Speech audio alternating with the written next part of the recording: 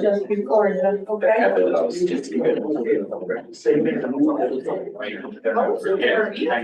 Minutes away. Good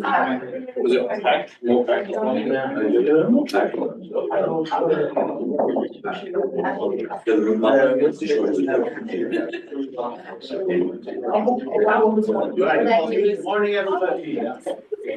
We're starting the morning with the pitches. Thank you. With you. And no, finally Eon is here. Well done. Yay. Well, that was good to be well received, right? So good morning, everybody. I hope you're all doing great. So we've gone definitely over the biggest hurdles, which was yesterday. We did a lot of startups yesterday. Today we're having 4 slots of 4. And just quickly to show you, and I hope you're also looking at the aggregate about what we get to see in the dashboard. So this is of course information you'll continuously have. It's also good for when you refer back next year, a few years over what we thought. Just interesting insights, relevance typically is higher than likelihood. Everybody's very prudent in terms of the likelihood, because likelihood sounds like a commitment, but it's really not yet. We already have some interesting points here, like asset pool with high relevance, high likelihood, energy hog. We can also refer preserve, maybe neuron, nomadic, fiber sale, pool. This is multi-nano. So it's good to see the differences, and also how just we have this in minutes. How you score in general. So on average, you're not too far off, but you go from, let's say, a 10 to a 13. So it's not like you're not really scoring very differently. You're interpreting the scores kind of more or less the same. And well, 9. Sorry, 9. If we sum everything, this is of course it's a mixed measure.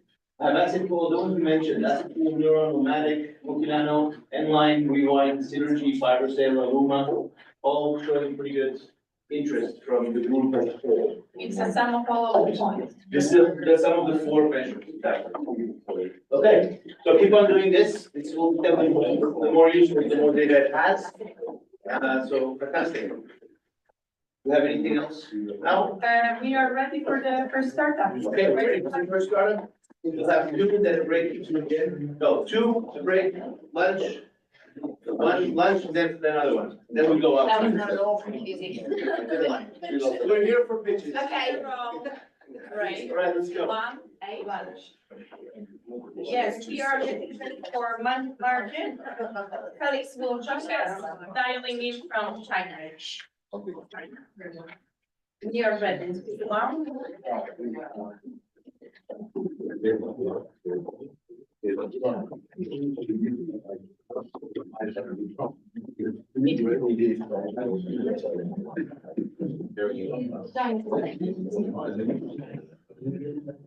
Hello, hi Felix. Great Hello. to have you. Hi there. Can you hear me? All gathered in Canada. We are in the room where more than 30 utility partners from 7 utilities are waiting to get to know your solution. Whenever you want, you can already start sharing your screen. We will be counting 6 minutes for your presentation. Okay.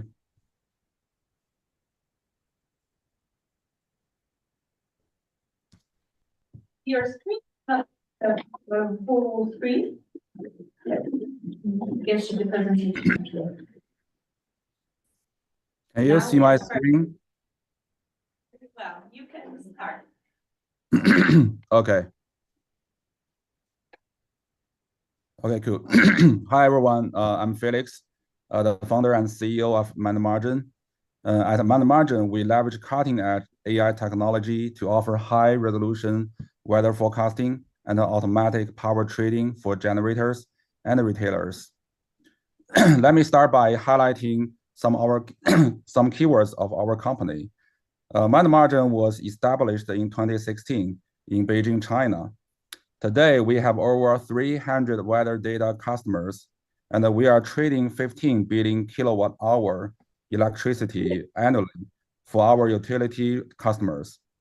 Our AI-driven prediction models boast an impressive accuracy rate of around 90%. And what's more, our trading strategies have demonstrated a profitability 2 to 3 times higher than the market average. We have successfully completed 3 rounds of fundraising with support of 4 investors. And notably, we achieved profitability since last year. So our team is composed of talents from top global companies and universities around the world. And I had worked in Microsoft for 7 years before doing this startup. Now, let me talk about our products and technologies. So we use physical and AI modeling technologies to generate high resolution for the weather forecasting. Then, based on the weather data, to predict the power supply and demand. Then, based on that, to predict the forward market and especially the spot market price. Finally, we utilize quantitative AI models to generate trading strategies. Underlying all of our products and services, we have designed our own data format for better performance and use cloud-native and distributed computing technology for scalability. Here you can see the workflow of our high-resolution weather prediction and the demo of 1 kilometer resolution comparing with the 9 kilometer resolution of ECMWF, which is as known as the best weather provider around the world. As for the accuracy, our renewable power generation forecasting can reach up to 95%, and the load forecasting can reach as high as 98%. And our price prediction can reach 94%.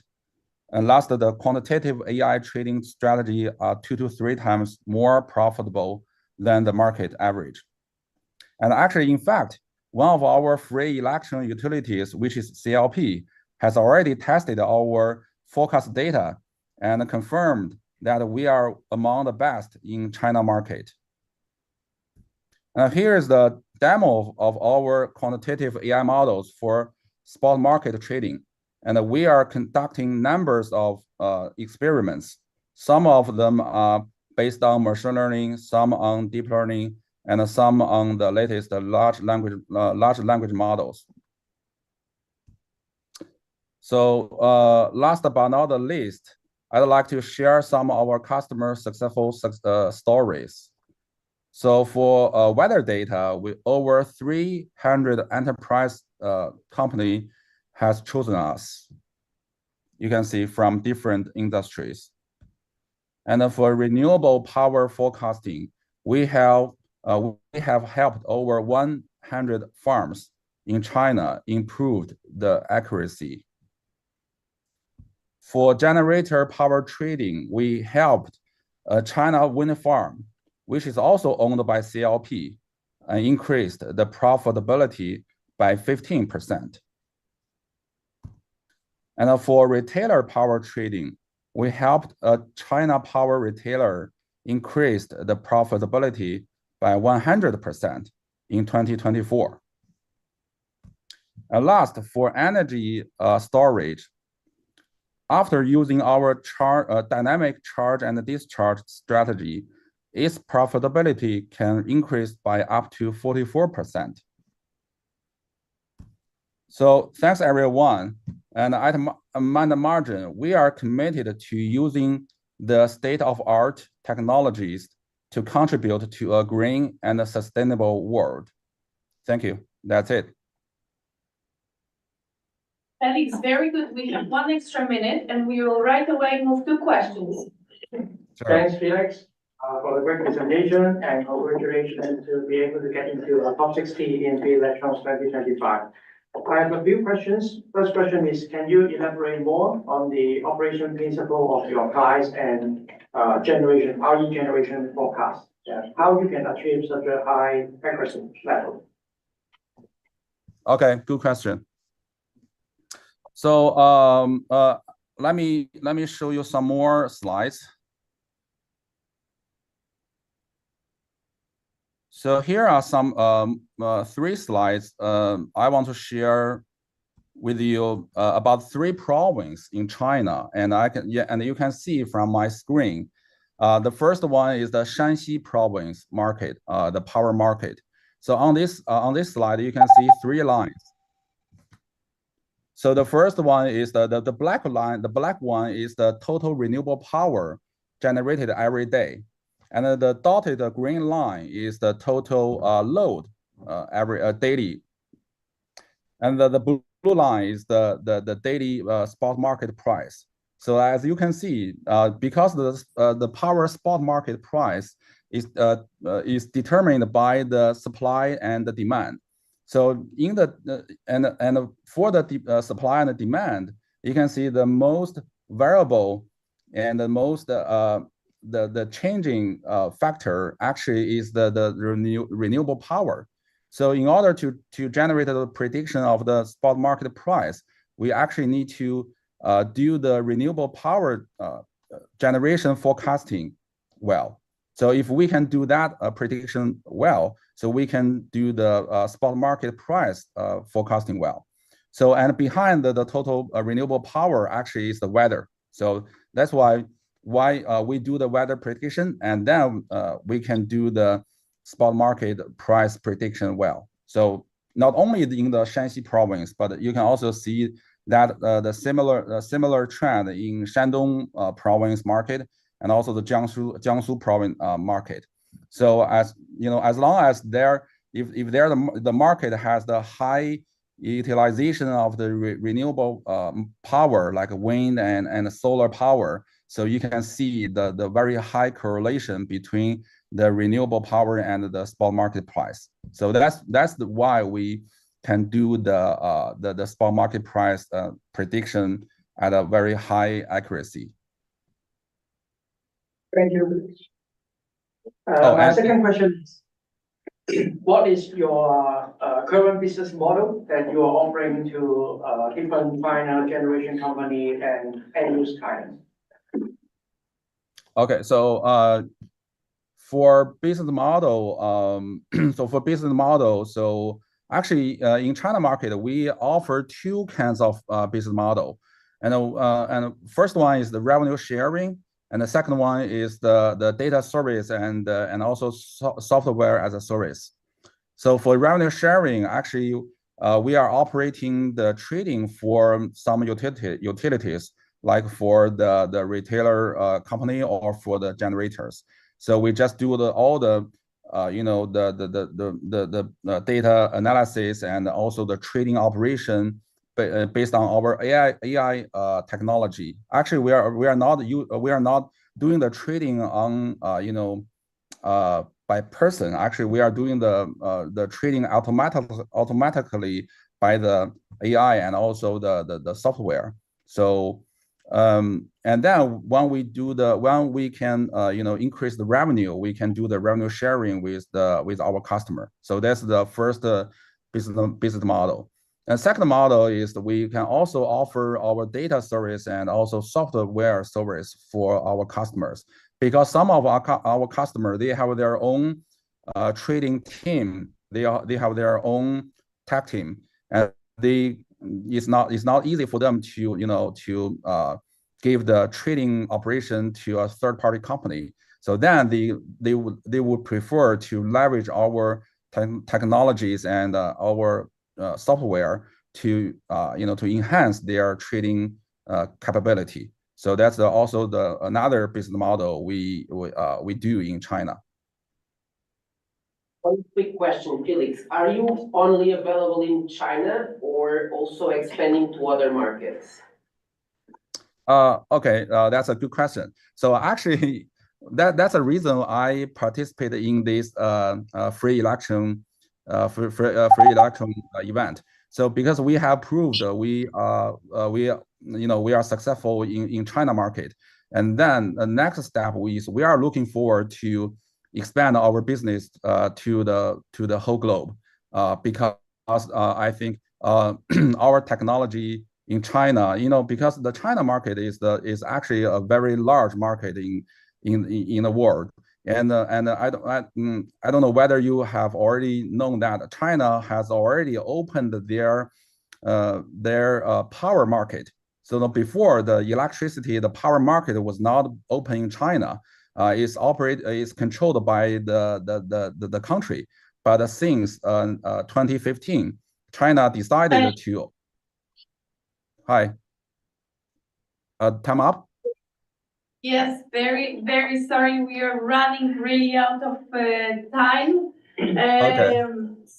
If there are any more questions, we'll make sure to get them all to you also in the written form, because we had a very good discussion here in Q&A. But there is, yes, we need to keep up with our time. Thank you very much for your presentation. Okay. Thank you. Great to have you. Thank you for Bye-bye. this time and preparation. We will be in touch and have a good rest of the day and the week. Yep. Thank you. Goodbye. Bye-bye. Thank you.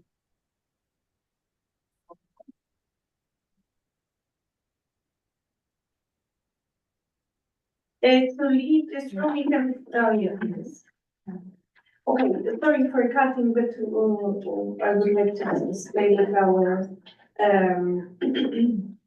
schedule and plan. Right now, we are getting ready for, we will keep for these two groups in energy management and data, so all partners in the same category. Waiting for Circadian Technology will be Mike that will join us.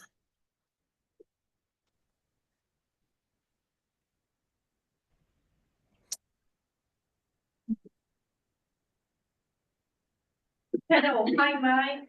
Hello. Hi, To have you, welcome, and congratulations on making this to the top 60 of free elections 2025. I see you already start sharing your screen already. We will be counting 6 minutes for your presentation, so let's go ahead. Yeah, thanks very much. Happy to be here. Mike Rosenberg, co-founder, CEO of Circadian Technologies. Now, behind the meter, distributed energy storage at telecom towers represents the most overlooked source of flex capacity globally. In Europe alone, there are almost 600,000 towers, typical less than 10 kilowatt capacity, but regulations require up to 4 hours of backup storage. This used to all be lead acid, but it's rapidly transitioned to lithium. Deutsche Telekom in Germany, whom we're working with, has already upgraded 23,000 of their sites with lithium, soon 30,000, representing half of that country's tower footprint. So, and there is industry interest from the telecom world. I was at Mobile World Congress with colleagues last week in Barcelona. There's been white papers on this. There's been some early pilots by Vodafone in Czech Republic, by Elisa in Finland at a couple hundred towers. And the benefits to these telecom tower operators are clear. There's some savings from energy arbitrage with these lithium batteries, but ultimately there's new revenue potential by participating in the secondary reserve market if they can aggregate these batteries. And this is where there's a bit of a challenge for utility VPPs and where we're looking to partner. So none of these sites have energy management systems. Unlike residential inverters, which are bidirectional and support demand-side response, these are legacy rectifiers, which means what we're doing is positive grid balancing. So we're just subtracting the load. And being mission-critical infrastructure, there's cybersecurity concerns, and we always have to balance availability of power in the event of a blackout. Now, it helps us that we're backed by renewable energy giant BayWa r.e. in Munich, which is a leading battery optimizer as well. But really, our moat and our competitive advantage here comes from our journey through emerging markets. Now, in Africa, where we manage hundreds of telecom towers, working with global tower cos like IHS, we had to directly integrate and control numerous industry standard rectifiers, as well as lithium batteries that were not being occasionally cycled, but were being regularly cycled. And so we were able to build up a lot of knowledge on tracking battery degradation versus warranty terms, which is important for these telecom clients, but also have this ability to quickly roll out with existing rectifiers.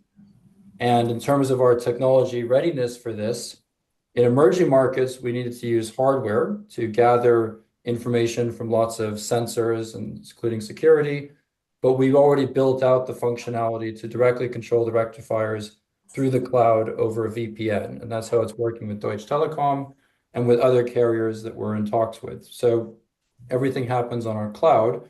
And just to show you very briefly what this looks like, so here's a site in Angola that we're managing. And if you look here, you can see that we can already change battery charge current, which is essential for the VPP and the energy optimization we do with grid-connected towers. So specifically forcing them into battery mode before to enable participation in the positive grid balancing services, but also keeping battery charging current at 0 until we want to charge it. So that's where we are in terms of the market size. 5 million towers globally. There's 1 million in the markets that free electrons utilities represent. And our big hairy goal is to get to 100,000 of these towers managing their behind-the-meter flex capacity in the next 5 years. Now, we're very interested in working with any of the utilities, and we've seen in your decks that you either have VPPs or are interested in developing this. But our specific pilot that we targeted is with ESB in Ireland, because ESB has done a lot of exciting work in BESS, but also has a telecoms division, which manages 377 towers. And what we propose is our pilot over 3 phases, each 3 months, is stakeholder consultation, understanding these assets, creating the synthetic demo before it's rolled out. And this can be from on-prem for cybersecurity reasons, rolling out to 30 live sites, analyzing the results and expanding, but importantly, taking this outside of ESB telecoms to the rest of the industry. Ireland has a lot of smaller tower cos. It also has a giant tower co, Phoenix, a global player that now owns half of the towers. And so of those 6,000 towers, we see the ability to add a lot of flex capacity to ESB specifically. I would love to take your questions, and yeah, look forward to them. Very good, Mike. We have some extra time, so let's move right away to questions. Okay. Hi, Mike. This is Ota from Gerald, Japan. Thank you for your great speech. Congratulations on remaining in top 60 of our list. So let me ask a few questions to understand your partner in limited time. First of all, regarding your differentiator, so I just understand that you have a unique hardware on specific knowledge and experience in the telecom tower domain. However, I don't understand the key differentiator of your VPP platform, right? So what is the key differentiator between your VPP platform and the other one? Can you tell me? Yeah, that's a good point. There's no difference in what we have as a VPP versus how other VPPs work. The main difference that's specific to telecom towers, though, is that we have to do a lot of consultation with telco clients to make sure that there's always this backup power available, doing predictive weather events, for instance, or forecasted shortages and blackouts. So what we do with carriers that we're in talks with now is this engagement where we develop the algorithms to ensure that we can participate in this market, but that we can always ring fence backup power. I think fundamentally what sets us apart, though, is just that we know the equipment they're using, and we're in a better position to quickly integrate it. So it's that we can offer less onboarding, a more frictionless install, and not require any CapEx like an energy management system. But the VPP architecture of aggregating the batteries is sort of standard with how this might be done with residential. So next one is regarding your business strategy. So as you mentioned, I understand that you have a lot of experience in the domain of telecom towers in Africa so far. So what is your strategy for expanding your business in the future? I just want to confirm which market, which country you plan to expand, and which domain you plan to expand other than telecom towers, if any. So based on your achievements. So it's a great question. It's top of our board discussions as well. So, Circadian has an established footprint in these emerging markets. We work with a handful of companies, and that's already in place. And there's a hardware and software sale there. But we view our great expansion as mature market, grid-connected telecom towers. And we were early to see the industry interest in this, and we've had a lot of momentum and a lot of early meetings in Europe, but with multiple carriers. And so we see this as the key direction for the business, because projects are not slowed down by physical hardware installation, and like we've done in Africa, and the appetite is there, and we believe there's a short market window to capture it. That there will be bidirectional rectifiers in the future. At the moment, no one wants to invest in this CapEx, and so we're going full on VPP, quicker to scale and more exciting revenue. Liam, go ahead. This is Liam Barry from Origin in Australia. I'm just curious to understand how the commercial model works with a sort of three-way model between a telecom tower owner, Circadian, and utility providers. How you integrate with utility providers, VPPs, and how seamless that is for customers to be able to switch to other utility providers over time. Yep. Yeah, great. So, I mean, what we would like to do with this program is take these assets and bring them into your VPPs. So, your loop VPP, for instance, and we see the business model for ourselves related to revenue share. So we want to capture revenue share. Just one second.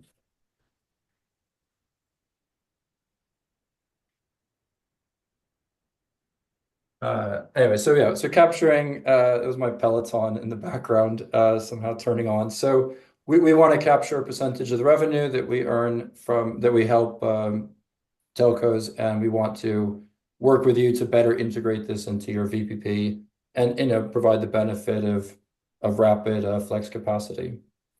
To date, we have not integrated this with a specific utility VPP.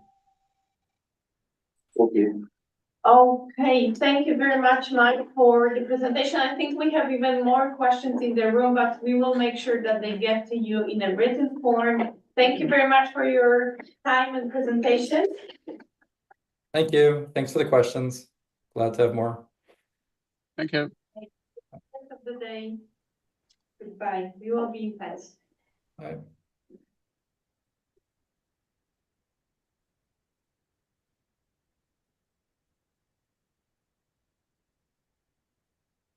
Yes, you can click in the bottom of the room. That's the easiest way. Thank you. Goodbye.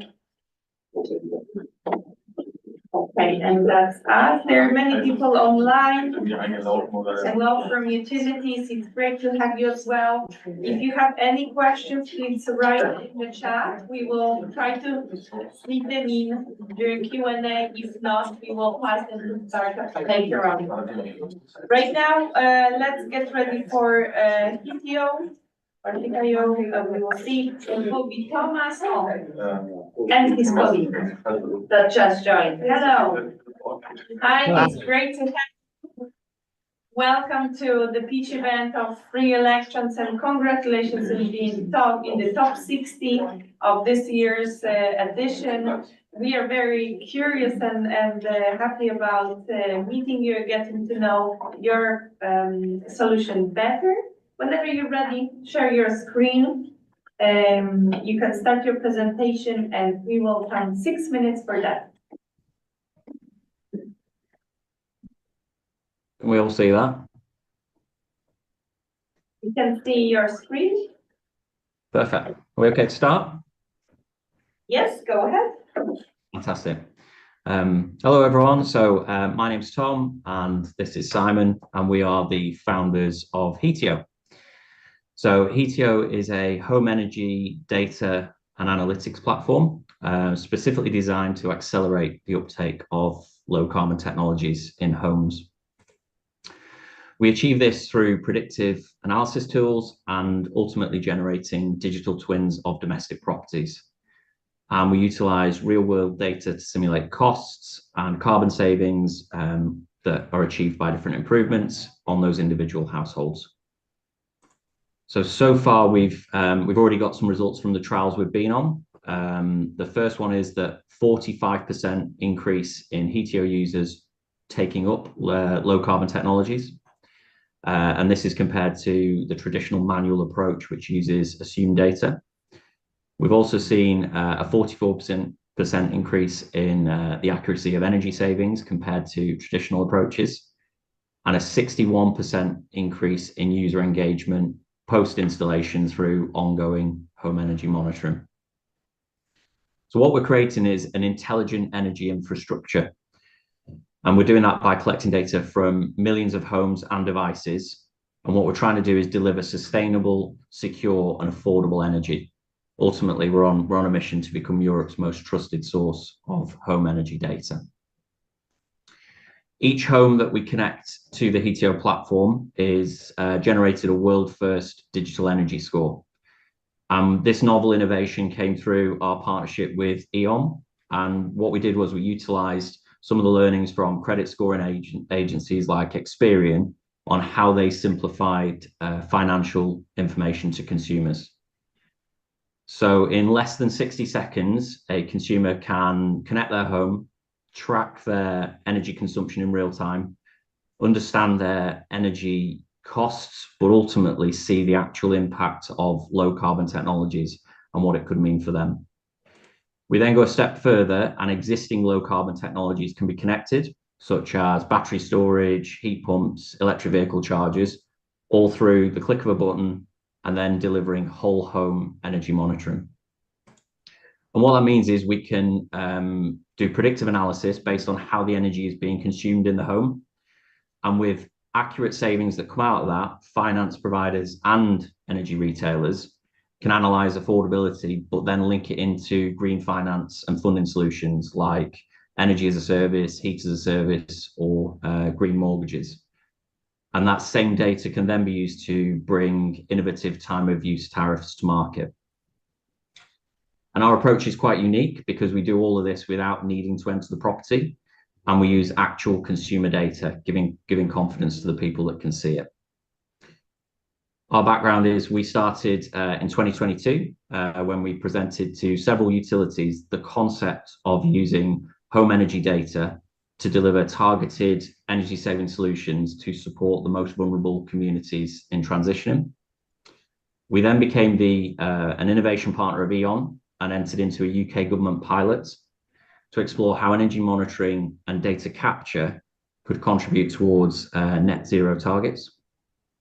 And then over the last 3 years, we've raised 2 million in equity capital from impact investors and another £1 million in government pilot contracts and developed our partnership alongside E.ON. Throughout 2024, we secured a live pilot in the Net Zero Living Lab with Energy Systems Catapult and Innovate UK. And alongside E.ON and a bank called Perena, we successfully launched our platform to the first real world users. And we're now on track to expand our reach to 1,000 homes by May. And this will demonstrate our capabilities in monitoring homes across various property types and occupancy profiles, but at scale. Simon and I, we've worked together for a long time. So we launched our first energy software business back in 2010 with long-term B2B clients, including some of the big 6 energy utilities in the UK. And we successfully took that business to exit in 2015. But what that means is we've got more than 20 years experience in the market, working with household names who were already integrating into the Heatio platform. And now we've achieved our first product market fit with a commercial rollout in summer this year with Wix, who are the UK's largest DIY retailer. And what will happen with Wix is a Wix customer will receive a digital energy score, bespoke energy saving recommendations, and then that'll be tailored into the Wix supply chain to access those technologies. But then at the end, tied into a bespoke time of use tariff with an energy utility. It's not just Simon and myself. We have built a team around us across system architecture, finance, data analysis, but all with deep domain knowledge and most importantly, a commitment to transforming how energy is delivered around the world. And under this program, the Free Electrons program, we're aiming to scale our platform to 30,000 users to demonstrate performance at scale. And what that will mean for us is we can establish a benchmark for engaging future clients and investors, but we'll also gain actionable insights to improve user engagement, assessment accuracy, post-installation monitoring capabilities, and a whole range of benefits that will allow us to not only scale the platform, but further benefit consumers, especially in vulnerable communities. So thank you very much for shortlisting us, and we welcome any questions. Exactly. Let's move right away to questions. Hello, Tom. Hi, Simon. This is Sajid from Jira. And congratulations on making it to the top 60 startups.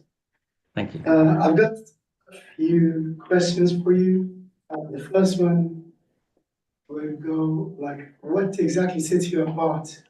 Sets your solutions apart from other similar solutions? And yeah, what is the key competitive advantage? Just say that last bit again, sorry. The key competitive advantage. Can you elaborate on that? Yeah, I think the key part that sets us apart is our ability to generate this data without having to enter the property. A lot of the digital twin software simulations that are coming onto the market require either a drone visit of the property, a scan of the property, or somebody to actually go around and take measurements. We've built a proprietary building physics model in partnership with E.ON with over 1 million house types within this model. So our ability is that we can connect to the home, we can produce the simulation at very low cost, but also in a very scalable way. Awesome. You promised a significant reduction on the energy bills. Can you give us an insight on what typical range of saving homeowners can expect? Yeah, sure. So we're seeing around this is if a homeowner was to transition to having solar, battery, and heat pumps, which is the primary focus of the trials to date, and we've seen a 55% reduction in energy costs and a 77% reduction in carbon emissions.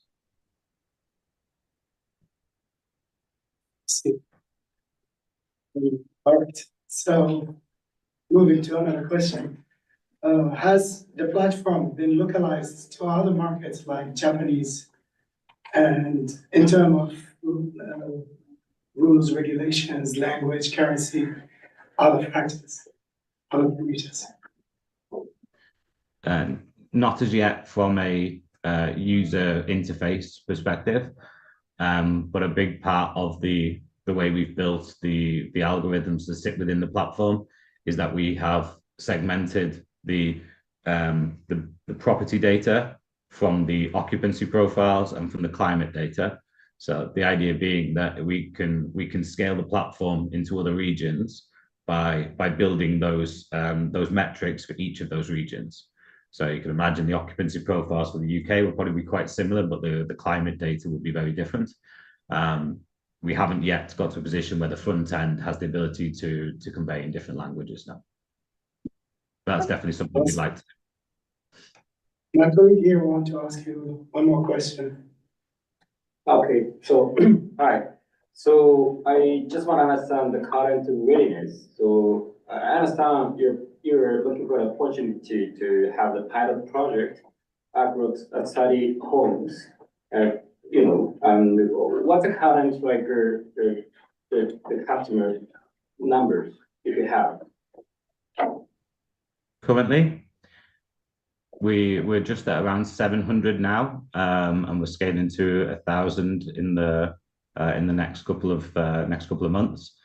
There's the reason for the relatively low numbers is that we've been under an innovation program for the last 18 months, working with E.ON and Perena Bank. So we come out of that at the end of March.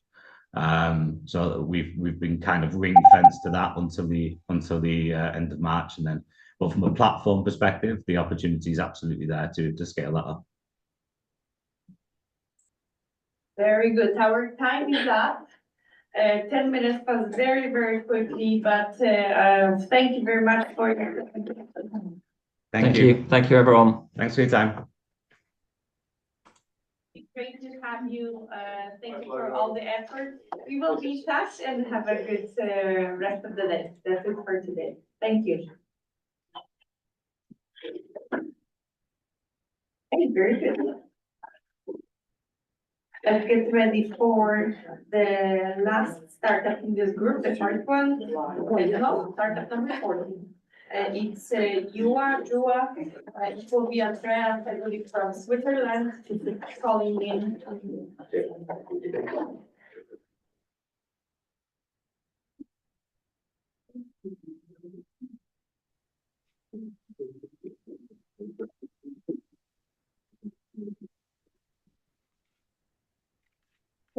Hello. Already presenting. You should see my screen if everything did go well. Yes, you are already. I didn't even say hello and we already see your presentation, but let me welcome you to the room where everything will happen for the next 10 minutes. We are very happy to have you, and congratulations on being in the top 16 of this edition of free Electrons. We are all here in the room, more than 30 of us, all the utilities present, eager to get to know your solution better. You will have 6 minutes, and please start whenever you are ready. Perfect. Then let's kick it off. A few weeks ago, I was on an event with some traders and forecasters of utilities, and I started with a quote of one of them. He said, if you want to model the next years, that's easy because you can forecast whatever you want, you're wrong anyway, and you explain it with changing environment. He also said forecasting the near future, however, is super tough because none can argue that fundamental constraints have changed. Now, we have picked the most challenging and complex area with the biggest impact on utilities.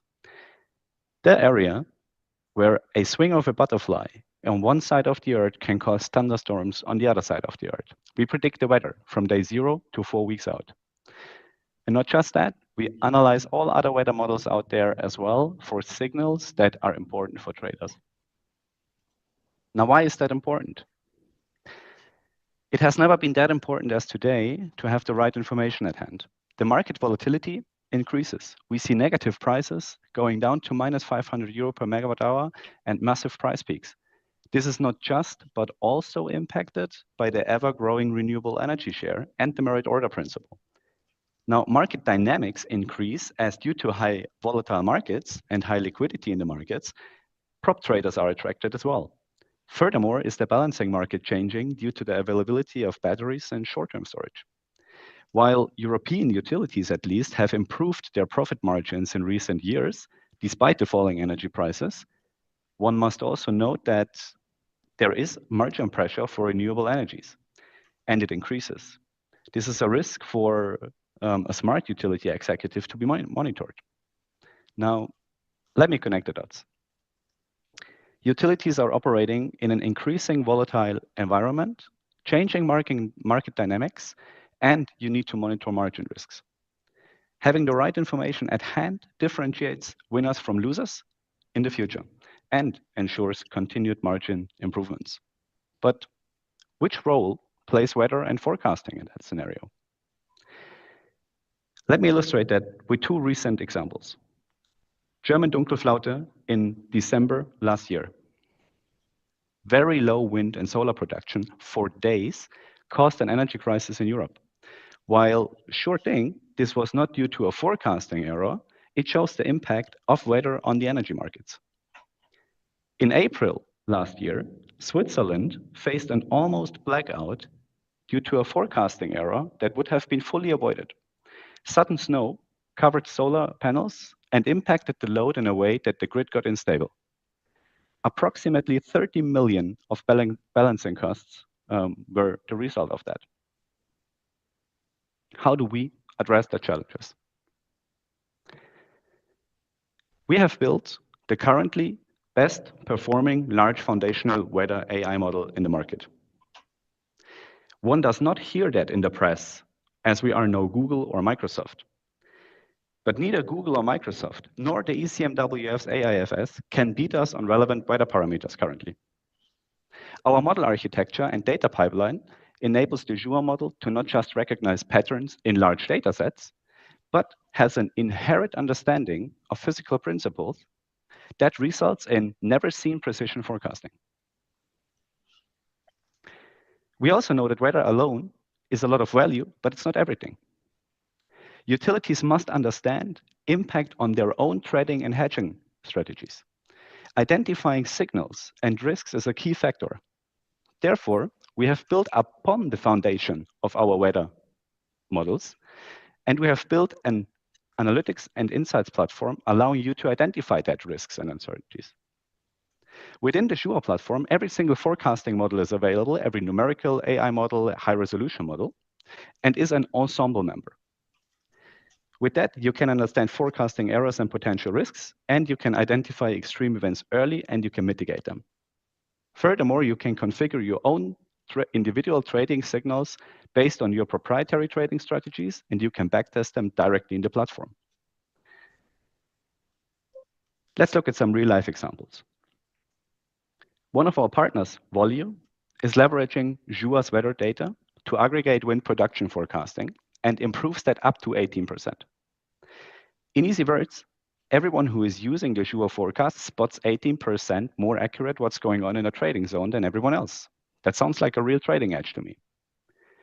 Another real-life example, one of our customers, an aggregator in Belgium, is using our forecasts to predict the load to the TSO and is able to reduce 30% of their balancing costs. Balancing costs raise to extreme amounts in case of larger forecasting errors. But how do they happen? Most of the producers use third-party tools to predict their productions. These tools all based on the same forecasts of numerical weather prediction models, the ones of EC or GFS. We have investigated major related price peaks in Europe and found that over a third of the events could have been spotted by using the Joule forecast. On June 3rd, for example, that you see here, there was an example of a short wind market due to forecasting errors in numerical weather models. So everyone followed the numerical forecasts and the market went short. Whatever you as utilities would have done with that information, the potential impact ranges from simply optimizing the forecasting accuracy and with that reduce the balancing, or you go further and you adjust your intraday trading strategies, like here, July 2nd. I know I have showed you two selected examples. How can you test and evaluate that by yourself? We have built an easy plug-and-play REST API allowing you to access raw data and ingest that directly into your own models. By the way, I'm not a coder. I'm the commercial side of things, but I can connect to the tool. The platform can simply be accessed by your own user login with your email and your password. However, the best way to find out what value Joule can bring to you is by connecting me to your asset optimization team or connecting me to your trading desk. We sit together 30 minutes and evaluate the best potential testing strategy for your scenario. and then execute on that. Reach out to me. The QR code is no scam. It leads you to my LinkedIn profile. I'm happy to receive an email as well. And now I'm more than happy to receive your questions. Very good. Let's move to that right away. Hi, Helmut. This is Joanna from Origin. Thank you very much for the presentation. Congratulations on getting into the top 60. Excuse me. Now, for Origin, as you pointed out at the beginning, increasing the accuracy of weather modeling is very important for our traders.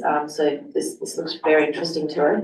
Can I just start with a question around the physics approach and how it is fundamentally different to other methodologies?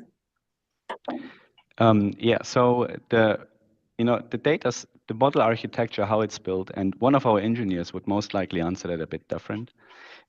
Certain physical principles can be learned by the model inherently. Others need to be hard-coded. So there are different ways of letting a machine learning model physical principles, but I can give you some examples. The model knows when there is night and day during the globe. The model knows that masses are conserved and whenever they flow from A to B, they are basically not lost and need to be somewhere. Whenever it comes to a very detailed understanding of how exactly the model learns physics, I forward that to our engineering team and our co-founder who built the model, and come back to you if you wish that. Okay, yeah, that would be good. Secondly, I can see that you're obviously very focused on the European markets. Do you have a roadmap or timeline to go to other geographies for us, specifically Australia? And how long would that take if you did make that move, particularly around gathering data sources and training the models? Yeah, so our model covers the entire globe, and we also benchmark on the entire globe. The only thing why we are focused on the European market is as our company is located in Europe and traveling go-to-market approach is focused on Europe. So we are not actively going out in other markets at the moment as we are serving the domestic market, but the model is today already able to be deployed in every other geography of the world. We are experimenting with North American companies, we are experimenting with Asian companies, India, Japan, etc. So this is possible today already. Well, that's also good to know. So, in terms of a pilot, it feels like it's relatively low touch and not particularly long. What will be the cost of a pilot? There are no costs to a pilot if it's in the standard range of 4 to 8 weeks, I would say. So it's a bit depending on what and how long you test, but we want to prove the value without you having any financial commitments. So the only commitment you do is the time you invest. Okay, great, thank you. I'm just going to pass it over to a colleague. Yeah, so one very quick question. So one of the claims on your slides, and also one of the examples that you have, is that you're able to reduce imbalance cost for renewable. How do you do that, and in which markets have you experience doing specifically imbalance cost? Yeah, so how we do that is twofold. First, by having a higher accuracy. So with a higher accuracy, a utility or a producer can better predict tomorrow's load and therefore avoid any errors.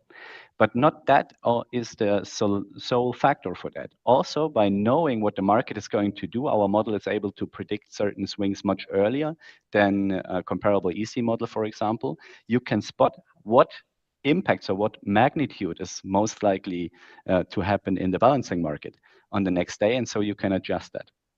That is a use case we identified and have validated with a customer that trades offshore wind in Belgium. We have the same scenarios that we observe with prop traders in the Nordics. So we have another client that is trading Central Europe, located in Aarhus as well. So we know that for a Central European market quite well that it works in that dynamics. Accuracy and a timing advantage due to having forecasts earlier than the numerical models today. Very good. Thank you very much. Helmut, it was a great presentation. 10 minutes has passed. Perfect. Thank you. and one more time, thank you for the effort in being with us. That's everything for today. Have a good rest of the day. Thank you. And, You too. Good. Can I just leave here, the room? Oh. Click on the box. Yes, Helmut.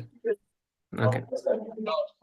Okay, the questions in the chat will be recorded with the start of the morning. Massage.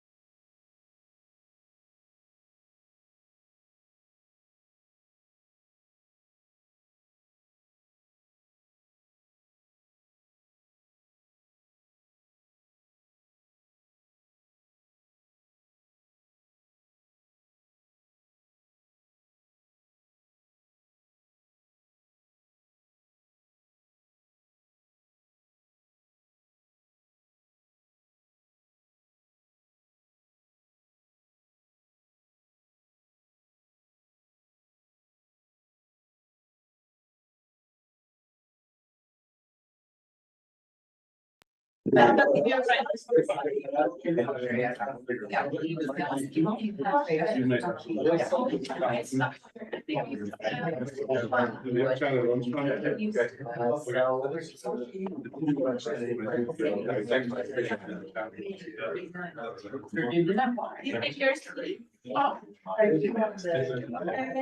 ready for non-IO.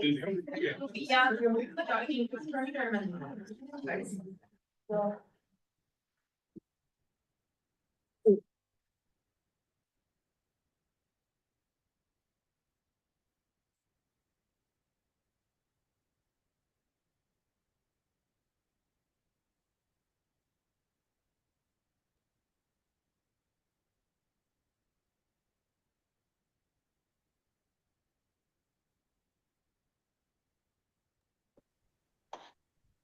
Hello, hi Jan.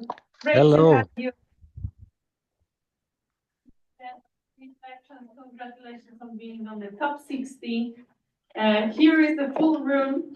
Looking forward to get to know your solution better. So whenever you are ready, you can share your screen. We will count 6 minutes for your presentation. Perfect. Thank you very much. You should be able to see my screen, hopefully.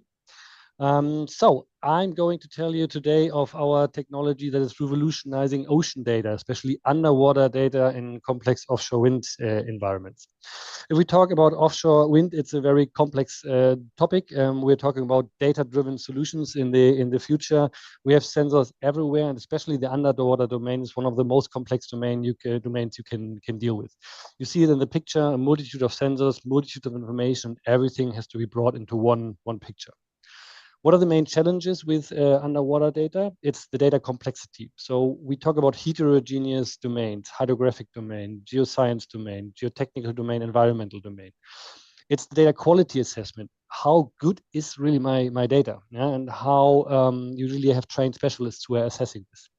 You talk about data availability. Which data do I have? Which data do I acquire? Workflows are tedious as of today. Control of data is insufficient.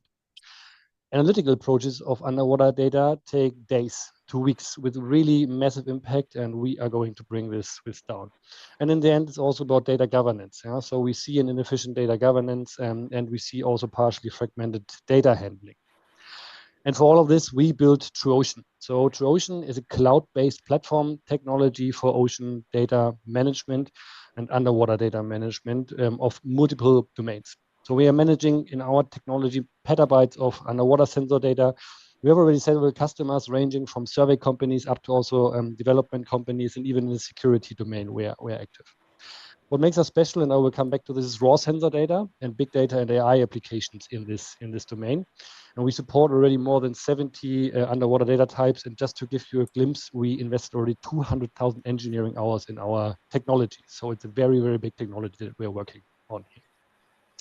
So just to give you a few glimpses at it, so that's our application, cloud-based. It can run everywhere. I also will come back to this. So this is a data set, a multi-beam data set, which we can directly visualize, quality control, and analyze in the application. And we can visualize everything on maps and bring a large-scale benefit to your applications here. Why are we different? So we are different because we understand raw data, and this makes us very, very unique. And I will show you an example of this and what the difference is about raw and non-raw data. We are infrastructure agnostic, but it's also very important. We know that underwater sensor data and your domains, and also especially due to the global development as of today, is sensitive. So we can run our technology in every cloud provider in the world. We can run it on-prem, and we can run it even in secure red environments, which we're already doing as of today.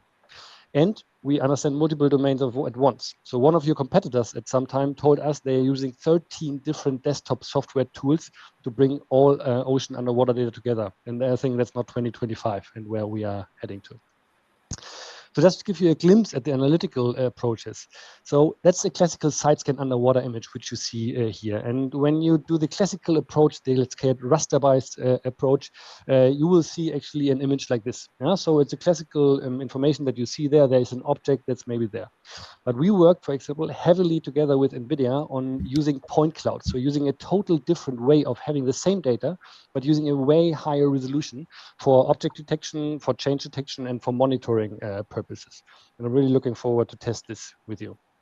Coming to the point of change detection, I think that's one of the key points that we would like to test with you and hopefully with your geophysical colleagues and departments. Understanding the change in an underwater environment is extremely important for risk mitigation, for predictive maintenance, and all different kinds of things as well. And we do this on a raw and point cloud data level, so total different new approach to this. What is our addressable opportunity? So we see already now with our existing customers that we are speeding up data delivery cycles a lot. Having one centralized technology where all data is stored and managed leads to a very, very fast way of exchanging data between surveyors, between all stakeholders involved in such a multi-complex project. Risk reduction. So one of our key things is data quality control. Control the raw data, having understanding, is my raw data feasible of answering the questions that I'm posing to it. And in the end, we see cost reduction in data-driven project lifecycle costs, because data is an important part, but it's also an expensive part, especially if we talk about underwater data. But the key factor is avoidance of contingencies. And I think that's for all of you, it's contingencies is the worst case. So we are having a technology that protects, at least in some parts, in the underwater part, against potential delays and or cost overruns as well. So what's our pilot plan with you? Our objective is to validate efficiency with our technology, to see decision-making improvements, and to do risk mitigation. So our scope, let's select an offshore wind farm or a maritime utility site that you have. Our estimated costs for such a test are around 100K, including consulting. It's important, we are B2B, we have an own data consulting department in place, which we need for this kind of things. Platform provision is data integration, data analysis, and training. Our success metrics for this test, for this pilot, is 25% minimum speed up in data assessment, delivery cycles, and a substantial contingency and operational risk reduction. And our timeline for this pilot are around 6 months with a bi-monthly assessment. So simply, let's not waste time. Let's start today. So what we would need from you is an introduction into your geophysical department. It's a selection of one or multiple suitable sites. It's a provision of test data sets to us and to our experts. We conduct the data reporting in the first place, schedule a meeting in the next 2 to 4 weeks. And then we would like to do with our consultants workshops and get an understanding of your problems, how we can do a better fit with our technology and how we can improve your data cycles. So that's us. And I hope I get some interesting questions from your side. Exactly. Yeah. Thank you very much. And let's move right away to questions. Thank you, Jan. This is Saoirse from ESB Ireland. And firstly, just congratulations on making it to the top 60. Thank you. My first question is just around your data sources.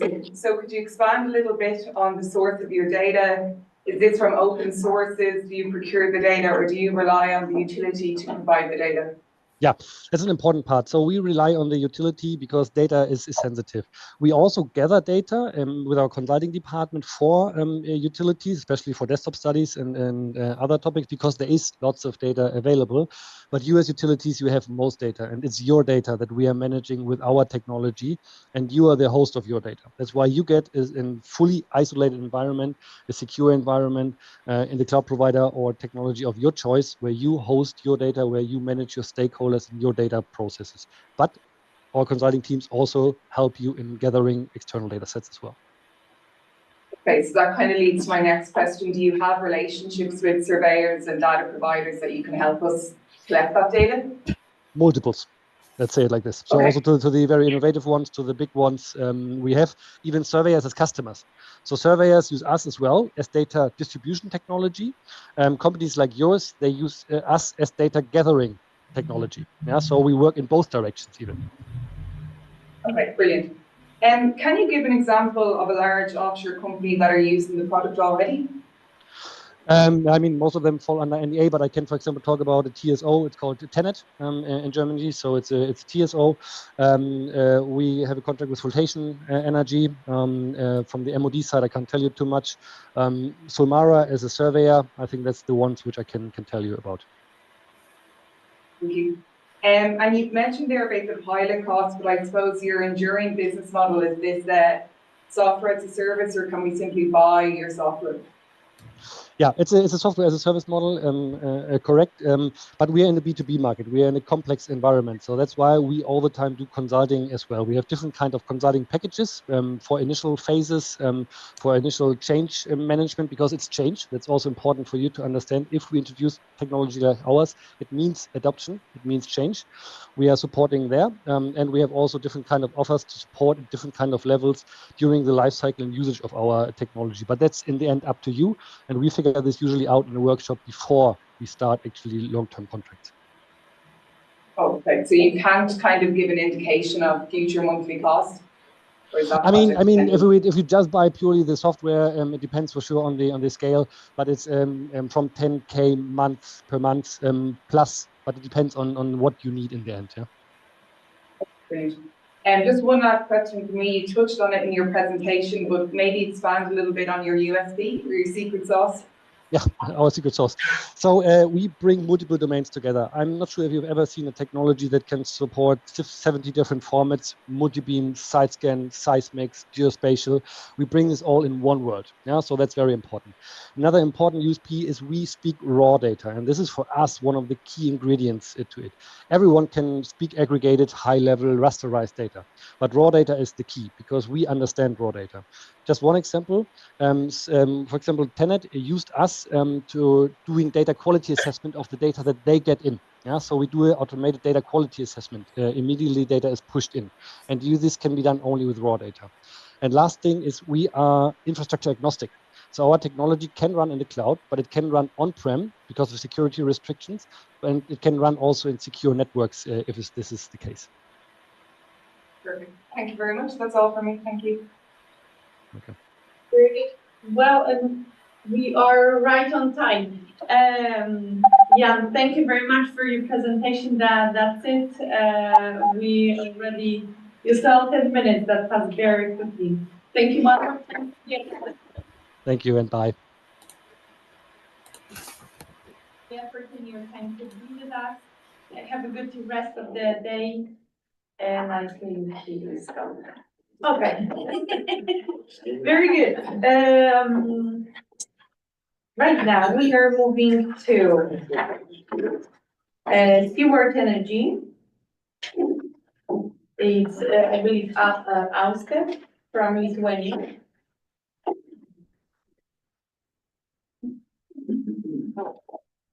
For the utilities that we have here in the chat, make sure to put your company name after your name. That will be easier for us as well to identify. Auske, hello. Good afternoon. Great to have you. Rokas, it's great to have you as well. Welcome to the pitch room of Free Electrons. I see you're ready. You are as well. But before you go, I need to welcome you and congratulate on getting to the top 60 of this year's edition of Free Electrons. We are all here eager to get to know you better. So please start whenever you're ready. We will count 6 minutes for your presentation. Hello, everyone. It's a pleasure to be here and present the Stuart Assist, a co-pilot dedicated to troubleshoot EV charging issues faster and cheaper, of course. I will not deep dive into the problematics because I believe that you are facing it one way or another, but we are going to talk how we can, or how our solution can help to increase uptime of the charging sessions.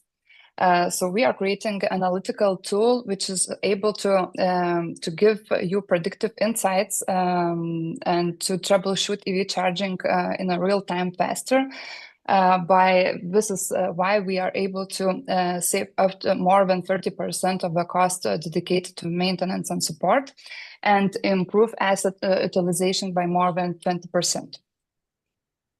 The solution is applicable in the different scenarios depending on the utility needs, but it can cover, it can be integrated into support line, technical engineers team, or even communication with the end user. We are starting with EV charging because we know that field very well, but in the nearest future, we are willing to integrate more assets such as storage or HVAC systems. So how we are differentiating ourselves from the market players, we are analyzing and integrating more data points, not only OCPP, but also mobile applications, charging point internal data, and many others. More data points can be integrated upon request. Also, we are creating a knowledge hub or knowledge base to increase the knowledge of employees dedicated to solve problems faster in the later on. And our solution is able to integrate in the existing infrastructure via API or other integrations. This is a small sneak peek how the solution looks. So we are basically analyzing data and giving visual or textual answers. It's a chatbot integration and visualization as well from different sessions.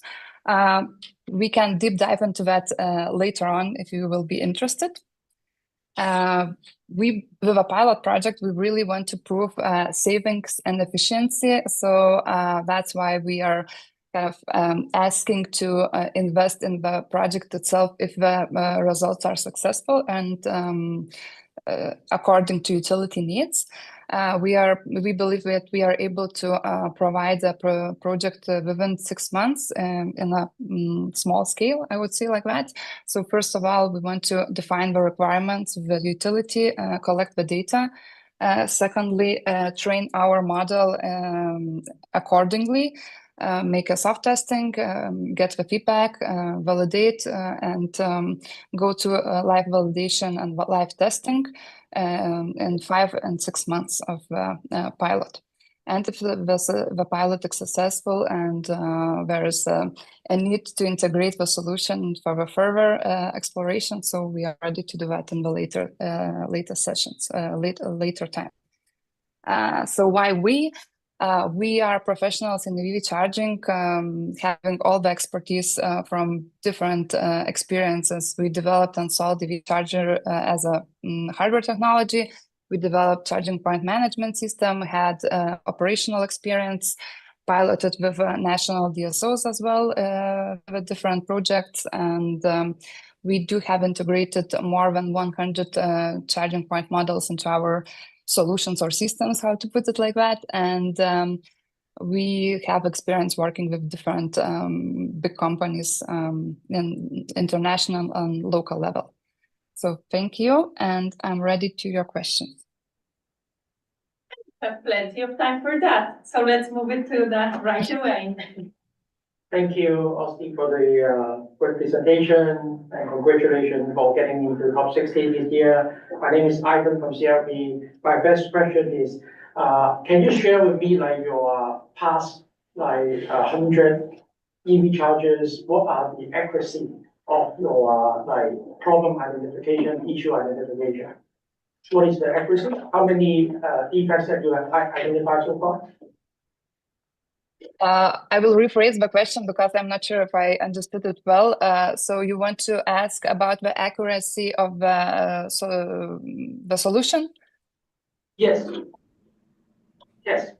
In solving charging problems, yes? So the ratio, I cannot define the ratio yet because it depends on the hardware that we are integrating and on the not a data sets, but requirements from the utility. So from our experience, we had some, as an operator experience, so we had some very deep technical issues related with the hardware, and without the solution, we were like solving it in weeks, I would say, involving different competences and different people, from developers to technical support. And with the solution, we made the same kind of testings. So we have been able to solve this issue, not solve, but to understand. I will put it like that, to understand the problems in minutes, actually. So any forecast function? Pardon? Forecast for the ratio.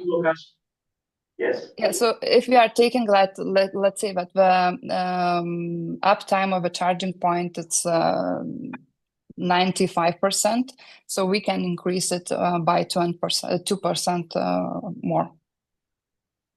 If I understood the question. Pardon? Yeah. how far you can forecast the EV charger have issue? 1 How hour, far 2 we can, hours, 2 days, 1 week? Do you you have mean that function? in terms of a timeline, yes? Yes. Yeah, so we are focusing now on the real time data, and the forecast can be also like made depending on that.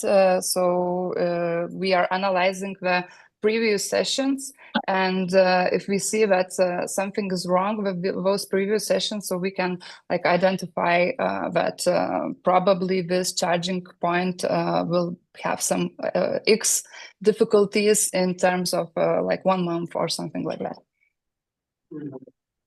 My last question, is there any limitation on the OCPP version? Limitations? 2.6, OCPP, yes, OCPP, right?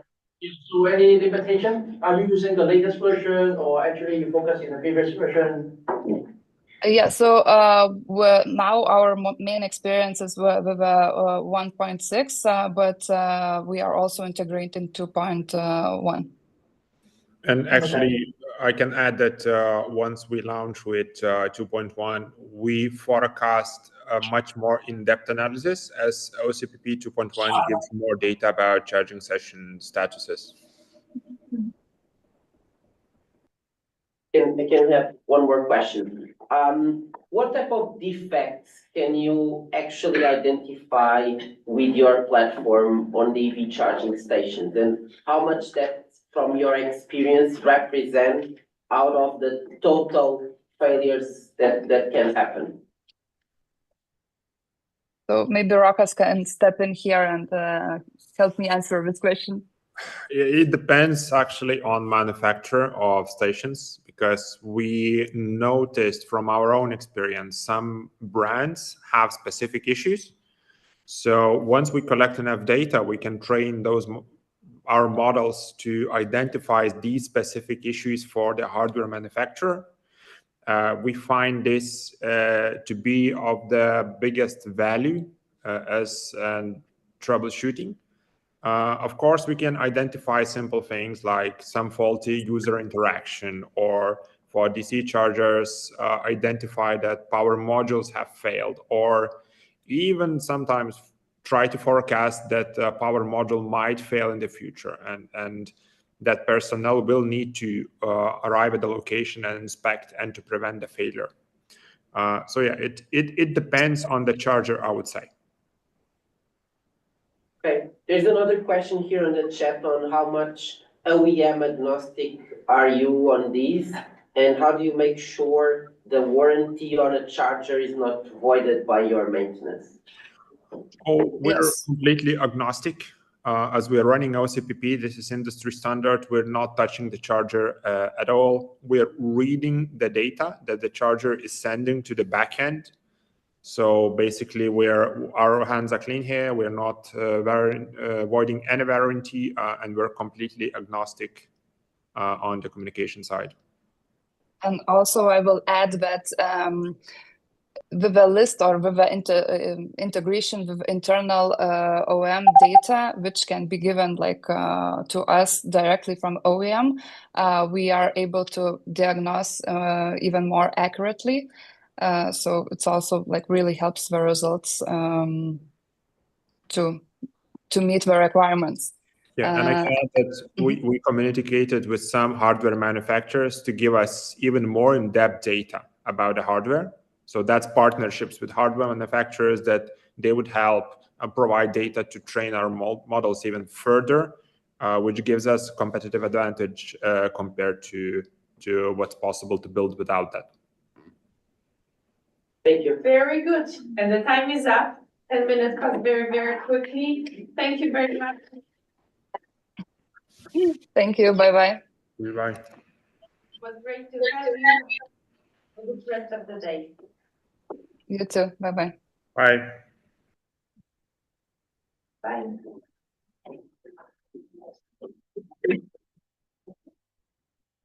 Let's get ready for TokWise. It will be Julian from Bulgaria. Diving in.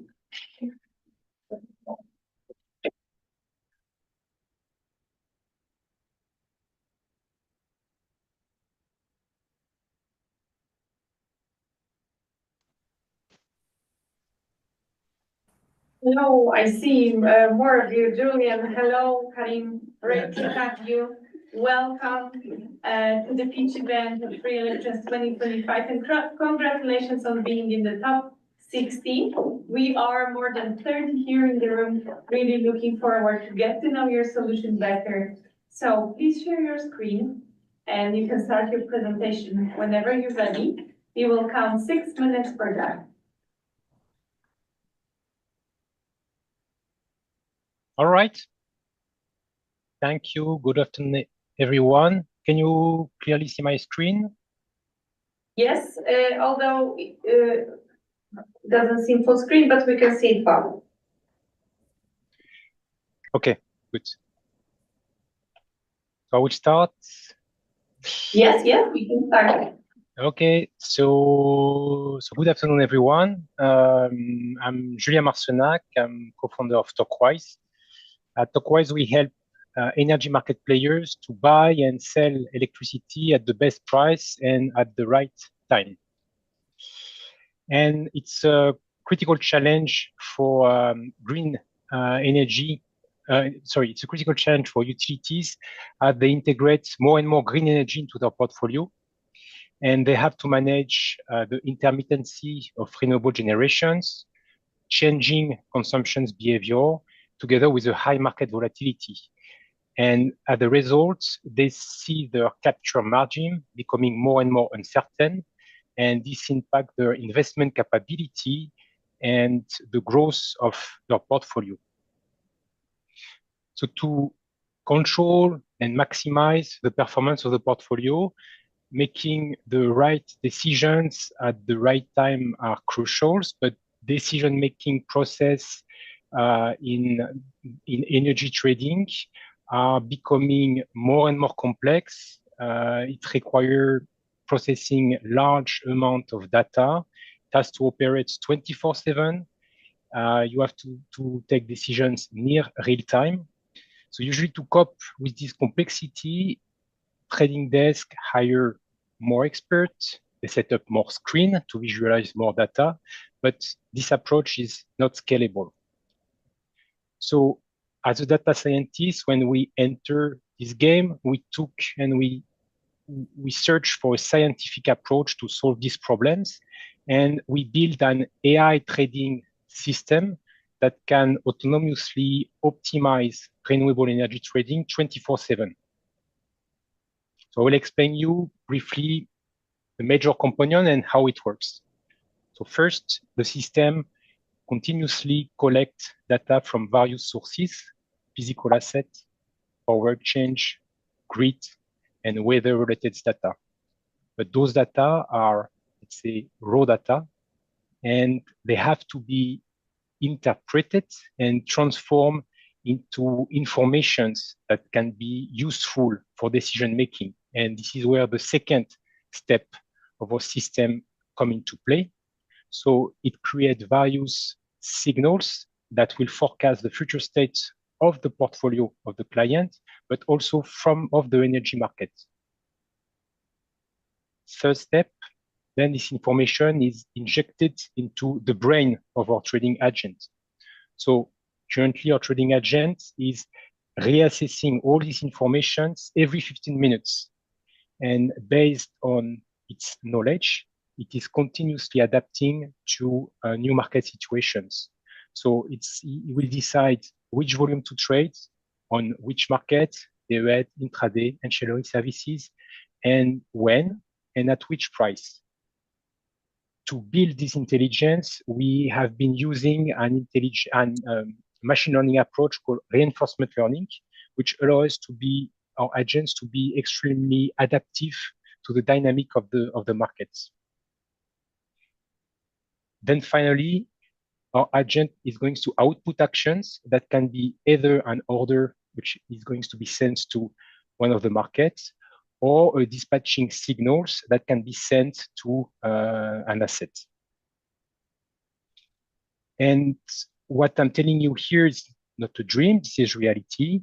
Our AI agent started trading in January 24, so last year, the 120 megawatt renewable portfolio of Encavis, which is a large pan-European IPP headquarter in Germany. And last year, using our solutions, they have realized plus 12% increase in profit. And behind the scene, the trading desk was only just one analyst in charge of controlling the system. As from January this year, we have scaled the portfolio. So it's 250 megawatts that are traded by the agent.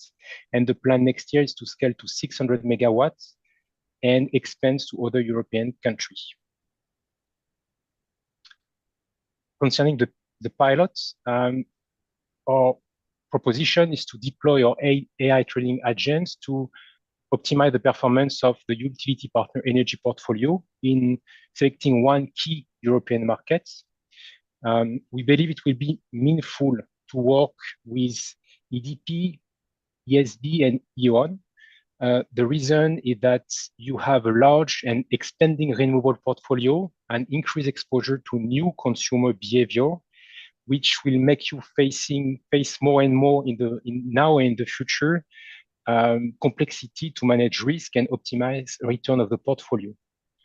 Over six months pilot, we believe that we can clearly demonstrate that our solutions can enhance portfolio performance, and we have clear KPI to propose. As an impact, you should expect 10 to 15% margin improvement. So what has been achieved by our clients last year, and a reduction to market exposure risk and less reliance on manual trading effort. And beyond this pilot, our platform has been built to be scalable and adaptable to across multiple countries for rapid deployment. To conclude, the energy market is evolving rapidly. Utility needs smarter, faster way to optimize portfolio. That's where our IT trading agent come in. So this collaboration together is not just about testing AI, it's about shaping the future of energy trading. So let's do it together. Thank you. Very good, thank you. Let's move right now to questions. Hello, Julian. Sajid Akram from Jira. Congratulations on making it to the top 60. Thank you very much. How do you address potential data privacy and security concerns when collecting and analyzing data from the power plant assets for your AI algorithm? Thanks. Yeah, I think it's a good question. So as we say, we are collecting data from multiple data sources and interconnecting with a lot of systems. So all our connections with all those systems, for all those connections, we use secure connections channels. All data are encrypted during the transit, and all data that are stored in our database are also encrypted. And for our model, specifically, we use, of course, some what we call foundation model. So the model that are going to rely on same features, and that when we can, let's say, transfer some knowledge from one client to another, but each model is trained exclusively with the data specific from each client. So we ensure kind of a Chinese wall between each client.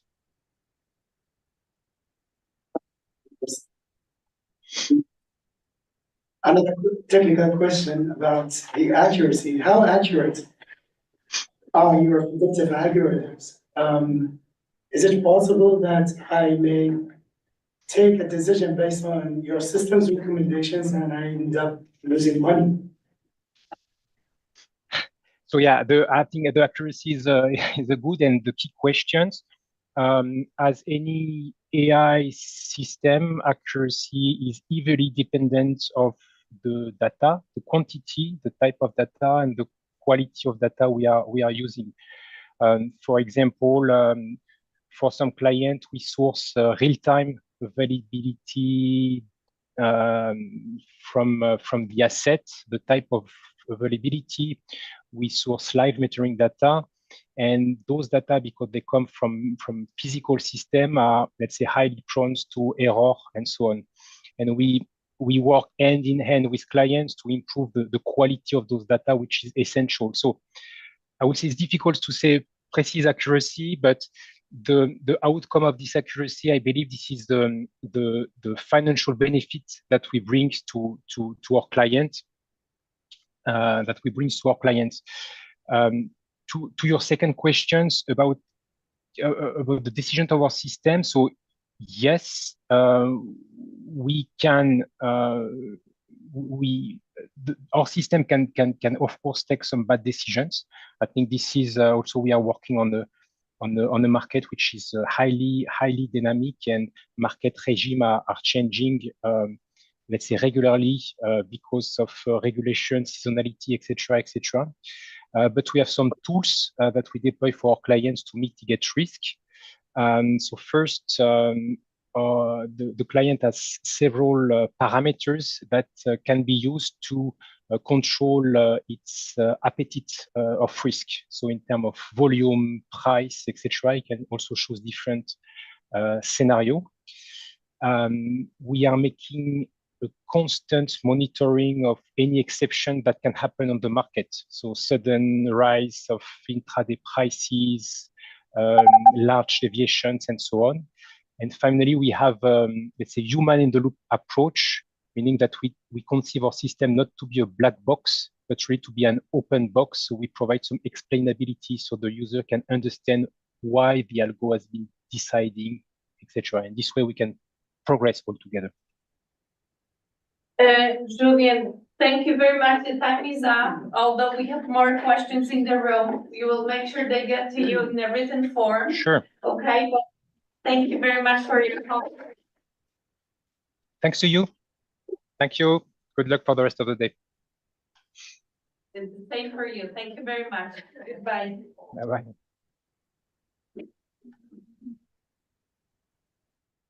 If there are any pending questions, make sure to add them to the file. Also, a general request that I see from startups, if anybody is making questions, to really speak up. The machines are here, they all to gather the votes. And sometimes it's hard for them to hear, okay? So. Okay. And we have already the team from enerin. Henrik, it's great to have you. And I think there's and Anne. We see you both. Great to have you. Welcome to the Beach event. And congratulations on making this to the top 60 of Free Electrons 2025. We are all here in the room, more than 30 of utility partners here in the room, but also many of them online, all looking forward to get to know your solution. Please share your screen. Yeah. And whenever you're ready, you can start your presentation. You will have 6 minutes for that. Good. Hopefully you can see this. Yes, we can see it very well. Excellent. Arne, feel free. Yeah. So I'm Arne Høeg. I'm the founder and CEO of enerin. And with me today, I have Henrik Eriksen, our CFO. Next. Yeah. So industrial heating is approximately 20% of the world energy market. But in terms of sales, heat pumps are just 8% of equipment. But the potential is to cover at least a quarter of industrial heating with industrial heat pumps. The reason why heat pumps haven't taken off in this market yet are due to limitations of conventional heat pumps. They are not flexible to fluctuating conditions when temperature change and so on. They are not adapting as they should. They are unable to achieve the high temperature lifts between your, let's say, low temperature waste heat and your high temperature heating requirements in the factories. And they're typically limited to 150, 160 degrees for the very high temperature heat pumps out there. And they're inherently unscalable. They are typically engineered solutions integrated into the production processes, and that makes scaling difficult. But we solve that. So our high temperature heat pumps, they are not your average heat pump. They are based on the reverse Stirling cycle. That means that we can achieve very high temperatures, up to 200 degrees, we have demonstrated, They are energy efficient. So for high temperature lifts, we have the highest COP on the market. We can do high temperature lifts, even from seawater temperatures all the way up to 200 degrees in one step. And they're flexible to varying conditions. That means that if your heat sources change in temperature, your application changes in temperature, or we have varying demand in terms of kilowatts, the heat pumps just adapt. And that's also true in terms of electricity prices and the need to balance the grid. It's also possible. Our heat pumps are standardized modules, and they can be scaled to whatever capacity the customer needs. And that means that we can produce them at low cost and high volume, and it will be the same heat pump for every customer. So it's easy to install. We just connect them to the closest steam line or water circuit, and power and waste heat. And that gives a system that is high return on investment, even when you account for the project management and integration in the factory and everything. So we pioneered industrial high temperature heat pumps 15 years ago, based on now 25 years of heat pump research and development. We created the new generation of Høgtemp high temperature heat pumps with the first installation in August 2023. So just go through and introduce some of our customers. So Ivar, that's a biogas facility, very similar to biogas facilities all around the world. We supply steam and cooling for their CO2 capture system. So that's quite important. Second one up, GE Healthcare. We installed this heat pump last November. So their pharmaceutical plant supplies more than 50% of the contrast liquids worldwide from this factory. They demand high availability, high reliability, and very stable conditions. They're also very interested in return on investment. Pelagia, that's a seafood company, and that's the total opposite in terms of operating conditions. Demand follows the seafood catch. So when the ships arrive with fish, then they need to ramp up production, and then they have the long tail of production. The steam pressures vary up to 8 bar. Waste heat sources are variable from species and seasons, and even from seawater. 2 minutes, Arne. Yeah. And then we have Roche, also a pharmaceutical company, want to decarbonize by 2030, and we're supplying then a heat pump to their Basel site first. Next up. So we want to achieve cost parity or better than gas boilers. We're already there in terms of levelized cost of heating, and also we provide a good return on investment. But we also aim to be the lowest cost in terms of capex and also in operating expenses, even when the spark ratio is 3. Next up. Our proposal for a pilot is the 300 to 500 kilowatt heat pump pilot that we can provide, including operating and maintenance. And we need financing for it, for a service agreement. And that the outcome of this would be a scalable model for energy as a service across industries. Thank you. That's it. Very good. Thank you very much. Let's move right away to questions. We have additional 30 seconds. Thank you, Arne and Henrik. This is Saoirse from ESB in Ireland. And our Smart Energy Services department is really interested in this solution. So a couple of questions for you. You touched on it there. I suppose in Ireland we have a high spark spread, and so we need a high COP. You mentioned you have the highest COP on the market, but can you put a figure on that? What's typical for your systems? Well, we're especially good at the very high temperature lifts. So high COP there would be like 2.5 typically. So that's it, yeah. Thank you.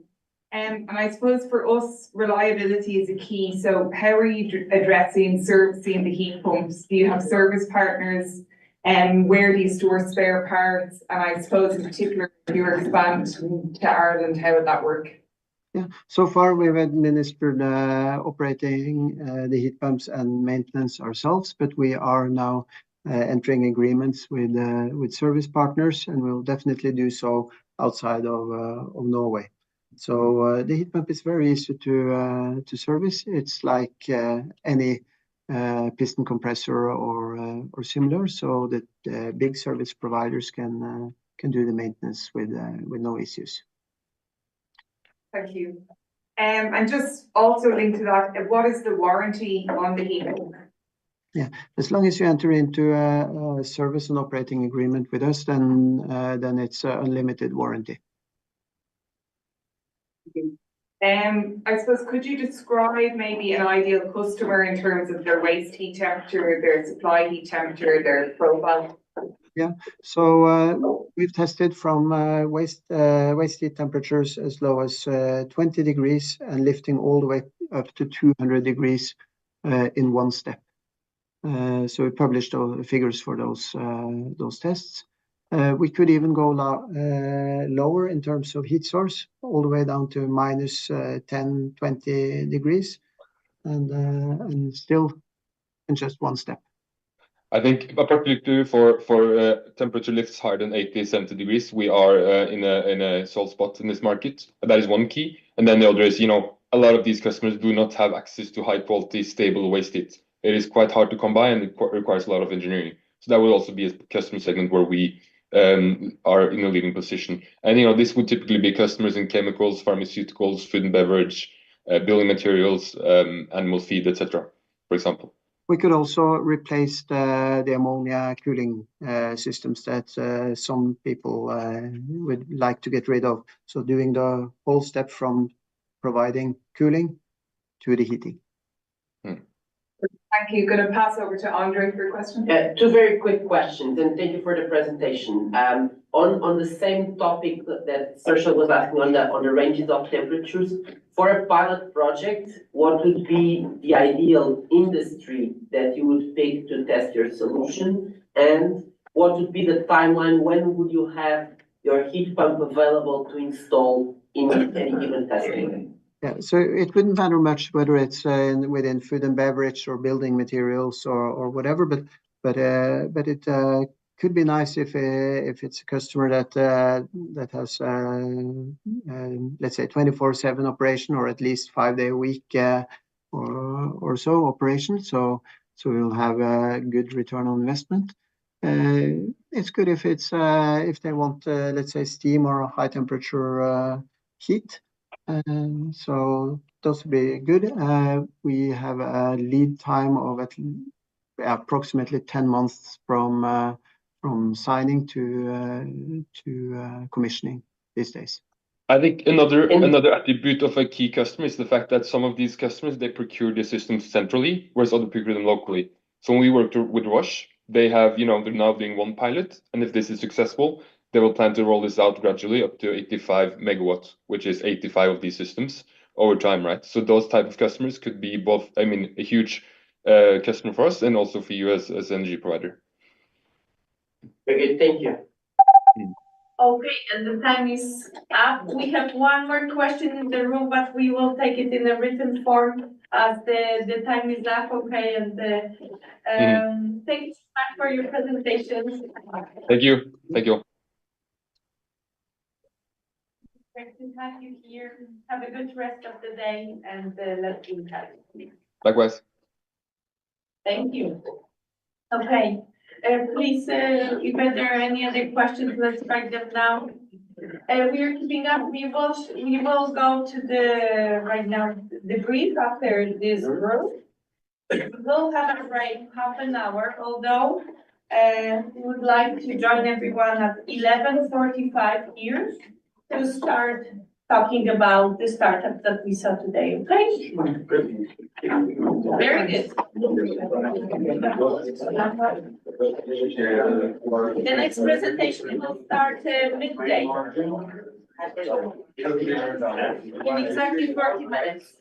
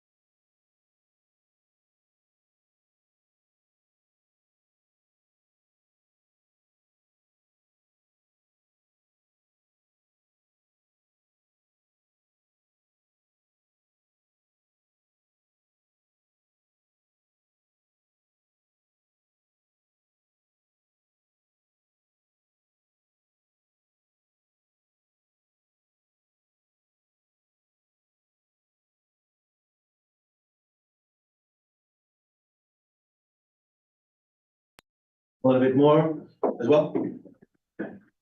Thank you. We'll leave the other two for before lunch and now we have the details. Yes. Thank you. Let's go to Catalsys, and we are waiting for Kevin from UK. And we will have two solutions from thermal solutions category.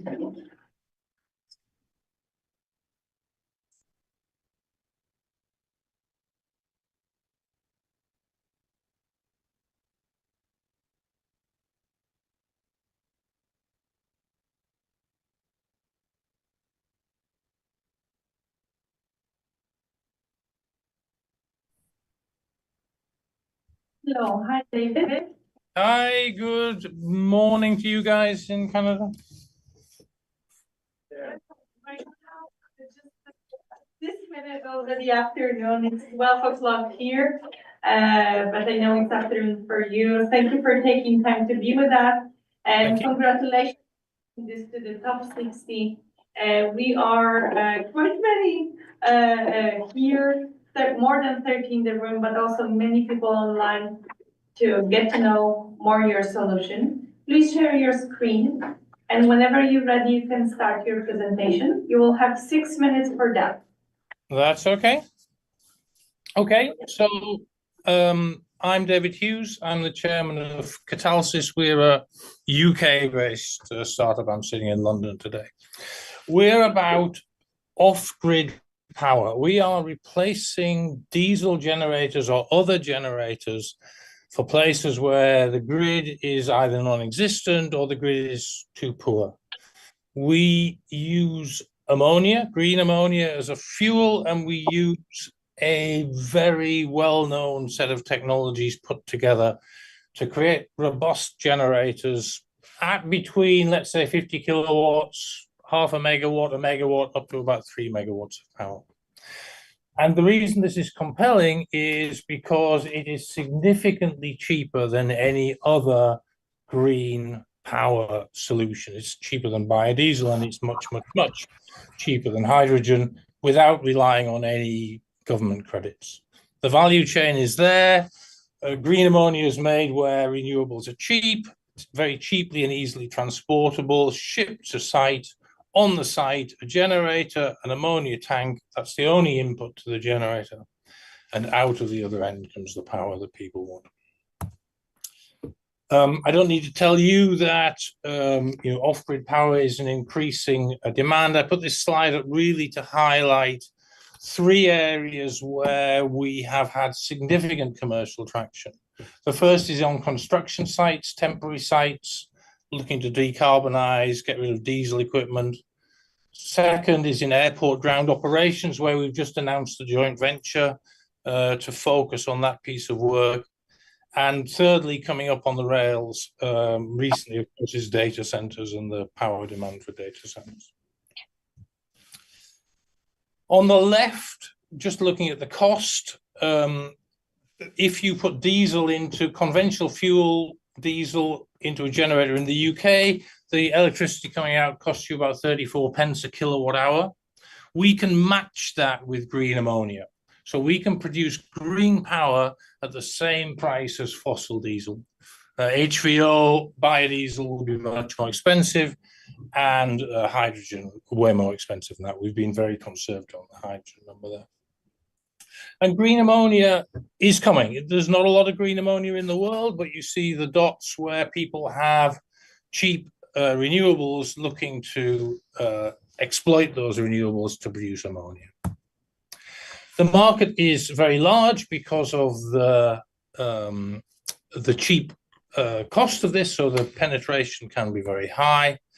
And we've had significant commercial success here. I just wanted to highlight the Skies 50 announcement that we made since we put the stuff into you of a joint venture and investment, in fact, from them to look at airline decarbonization, both on the ground and potentially in the air. I really just wanted to spend the time, because I know you've looked at the material before, thinking about how we could work together. Our modular generator could go pretty much anywhere. A megawatt generator is going to be the size of a shipping container, with a similar size for the ammonia tank on site. And our suggestion is that we put in a 0.5 megawatt, 500 kilowatt generator into one of your applications, maybe a construction project that you are running. Our first demonstrator in the UK will go on a construction site. That's going on a Skanska construction site, part funded by the UK government. Maybe there's a CHP application. Our generators have spare heat, so they can be used in CHP applications, maybe a data center or something. People we're talking in the UK are struggling with electrifying their own fleet of vans and so on. Maybe there's an opportunity there to do some own fleet electrification. Many other obvious opportunities. And we'll get to prove this in the real world. We get to prove those costs that I showed on the slide before. We'll get to prove the carbon footprint. We have the opportunity here to build a power as a service model. At the beginning, Catalsys will make boxes and sell the generators, but there's a massive opportunity, of course, with somebody like yourself to build a power as a service model. There's an opportunity to build that ammonia supply chain in your region and start to dominate that, and there's opportunity there to make money. And one of the applications we would like to look at more is grid balancing. That would be an interesting application, a backup power stroke grid balancing. That project these are modular things, right? They're not huge constructions. They're about 6 months to design and build. We'll do that through the boot camp process. Let's say run it for 6 months on one of your sites as a trial.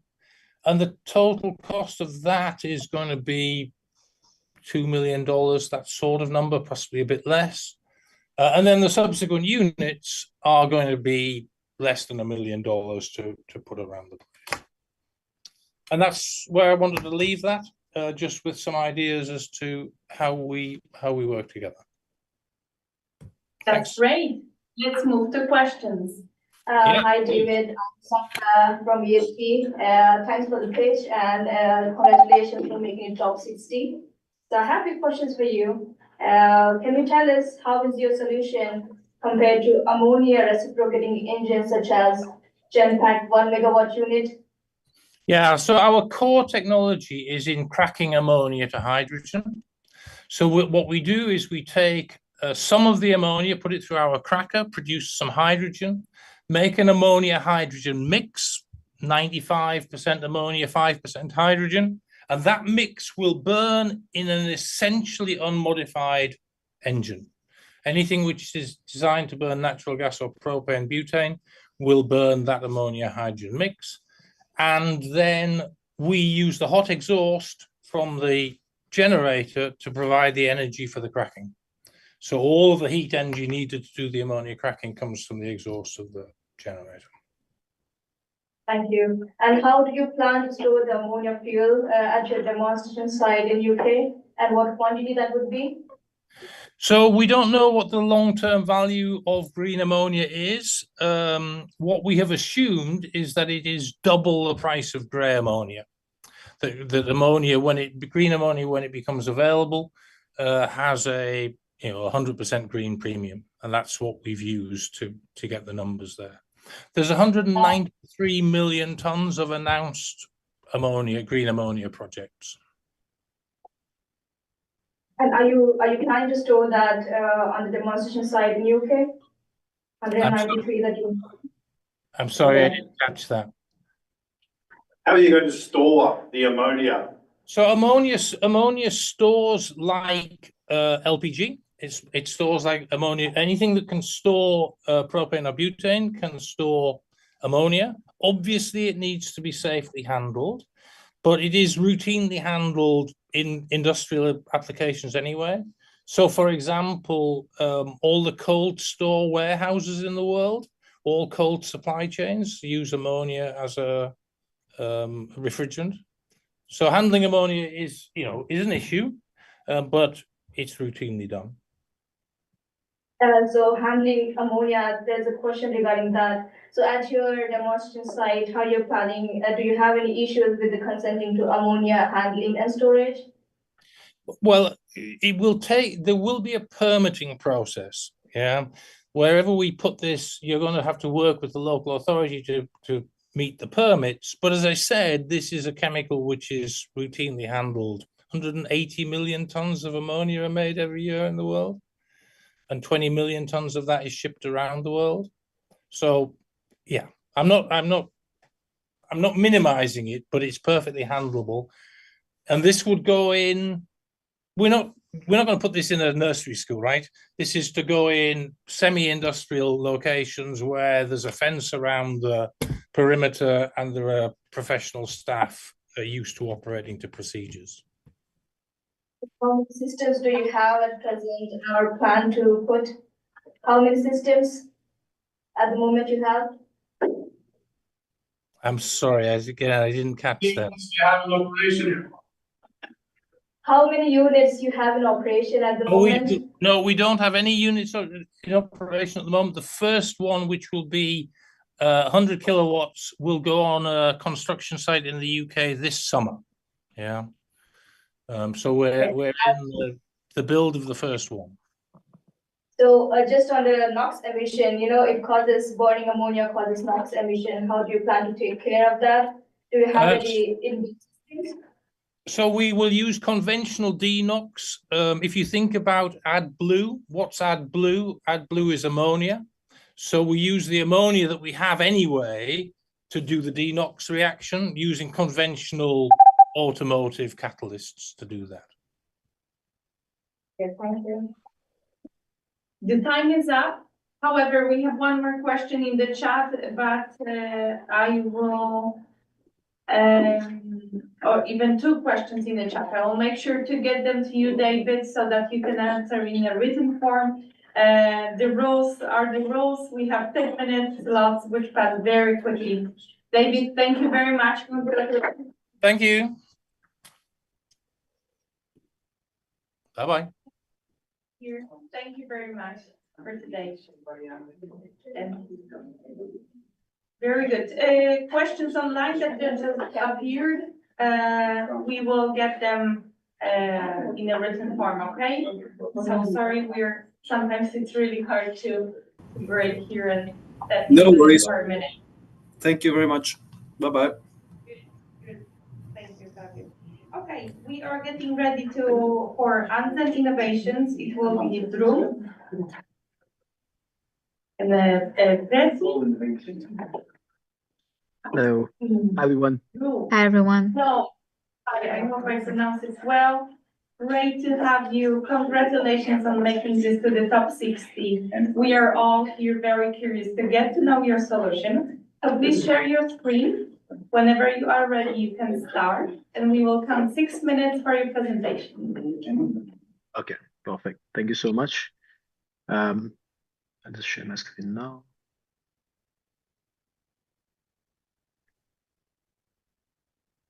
Yes. Is the screen visible? Yes, we can see it well, or not so well, actually. Okay, amazing. I'll begin now. Just a second. We are seeing some. Let me.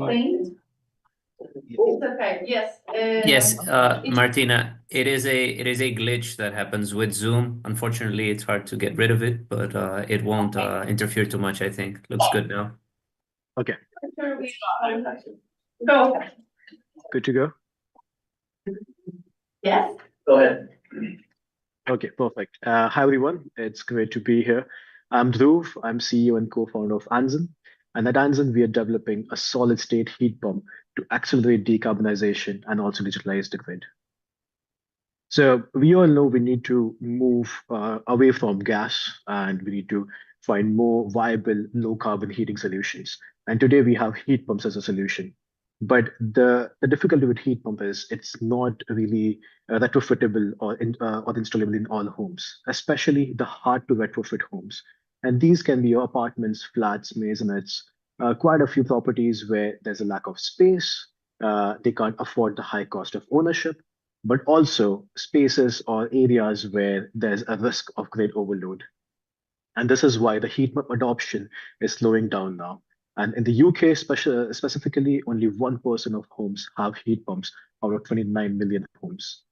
To tackle this solution, we've created the Anzen Climate Wall. This is the sleekest heat pump ever. We remove the need of refrigerants and vapor compressor for the heat pumping, and we move towards thermoelectrics. These are these small semiconductors which do the same job as an outdoor unit would of heat pumping. And you can get both heating and cooling with this module. So we have multiple of these modules in our system, which helps us eliminate the need of an outdoor unit and makes it a simple plug-and-play system. This is a system which any electrician can install in less than 2 hours. You don't need to go for highly skilled workforce. And lastly, this is a decentralized system. It's a simple plug-and-play system.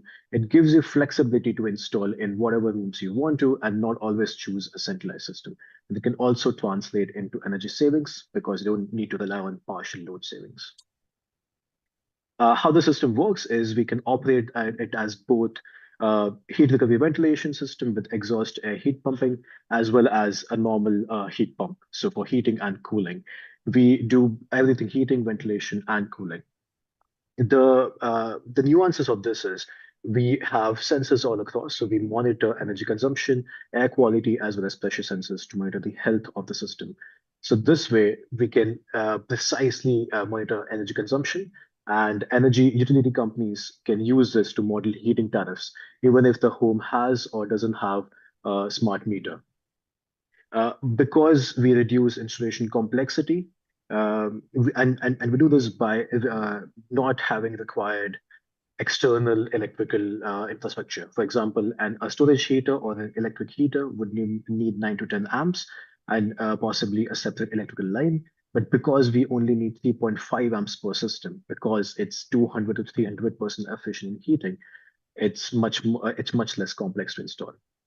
Lastly, the most interesting part about this system is we can modulate the power quite a lot.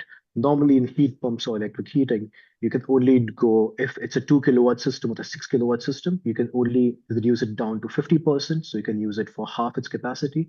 But our heat pumps can modulate anywhere from 200 watts of heat output up to 2 kilowatts of heat output. And what this can translate into is areas where substation load is high, we can optimize that load and manage high energy demands. So today, we're already converting 1 kilowatt of electricity to 2 kilowatts of heat, which means the COP is 2, and we'll be hitting up to a COP of 3 by end of this year. This is a quick demonstration of the performance. Right now, we already have lab certification for COP of 2 and a bit above for outdoor temperatures of between 0 to 10 degrees. And more importantly, in this pilot test, what we saw was we can heat up a room much faster. So this was a really leaky room, which was at 12 degrees when we started. And just in under 30 minutes, we made it reach 24 degrees. This means that the misconceptions of low carbon heating, which is out there today, we can eliminate that and we can make sure that it's much more easier for people to start using this. It's much higher engagement. The market for heat pump is quite large and it's growing year by year.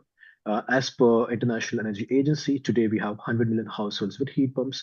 In next 5 years, we are set to grow by 10% more of global heating needs, which is 100 million more households. Now, this means that per year, we'll be installing more than 10 to 20 million homes. And interestingly, in the UK, E.ON is already installing 4,000 heat pumps, which is almost 10% of yearly heat pump installations in the UK. So utility companies can play a big role by installing at least 5 to 10 million homes a year globally once we start seeing the scale using Anzen Climate Wall. So what we are proposing is we can validate the prevention of grid overload and scalability of adoption in hard to decarbonize properties. We'd like to trial in 50 to 100 homes to test the remote power modulation and local grid optimization at peak demands. For example, if 500 homes start reducing their heating by 0.5%, by 0.5 degrees, which is marginal, it can save up to 100 kilowatts of power, and it can reduce 2 to 5% of load for the local substations. And what this means is the utility companies can make sure there's reduced stress on transformers and there's delay in infrastructure upgrades.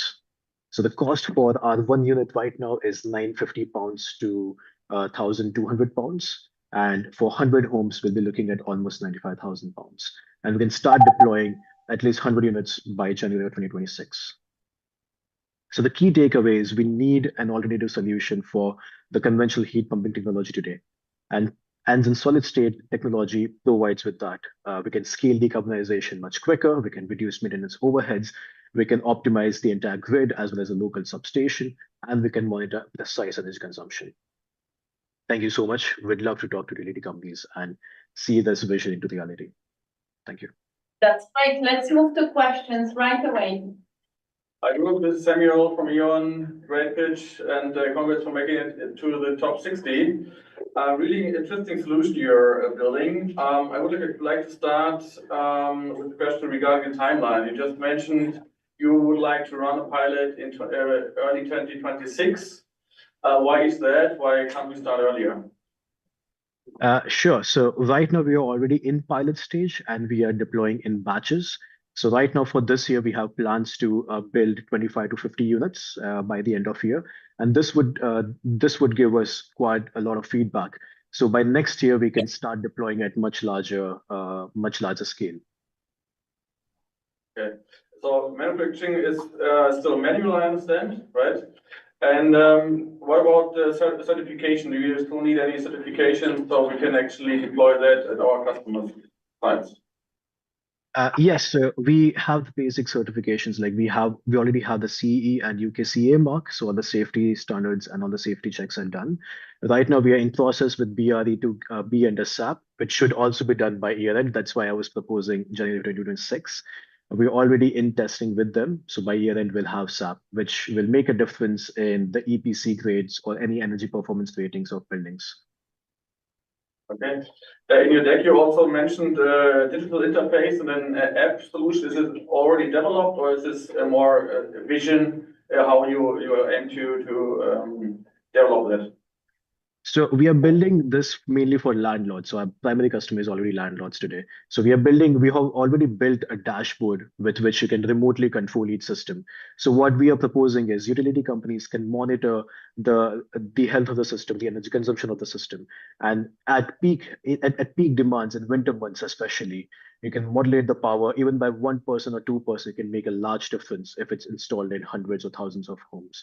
So in short, we already have the software solution developed.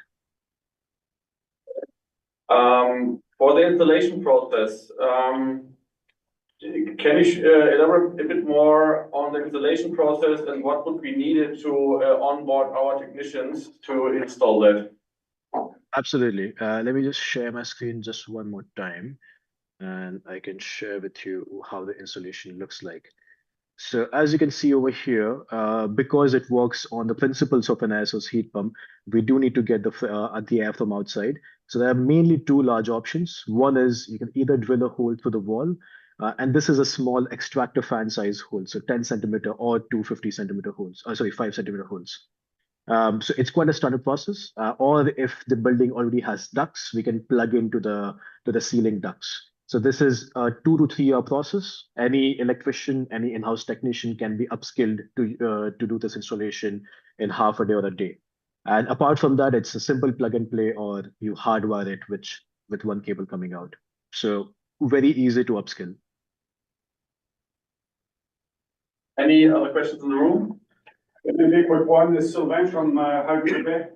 Is it based on the Peltier effect, your system? Yeah, it is. Okay. It is, yeah. Okay, great. In terms of market, again, you mentioned certifications before. Any plans for getting the CSA or ULC certification for North American applications? Yes, absolutely. We are looking to pilot over there by end of year as well. And so with that testing data, we can go for certification. I'm not exactly sure of the duration the timeline for certification, but our aim is to get that certification as well by at least mid next year. Just to add on to that, so for most of the processes, we're right this year we're doing the more extensive tests apart from just the UK-based testing. So there's universal tests that are being conducted so that a lot of the data points can then be replicated into other recognitions required around the world. Preti, thank you very much. If there are any more questions, and I know that there are in the room, we will get them to you in a written form. It was a very good discussion and great presentation. Thank you so much. Thank you. Thank you very much. Have a good rest of the day. And there you go. Okay, very good. If there are any more questions, remember to write them down. We are getting ready for the Scale Energy. It will be Elias joining us from Germany. Right on time.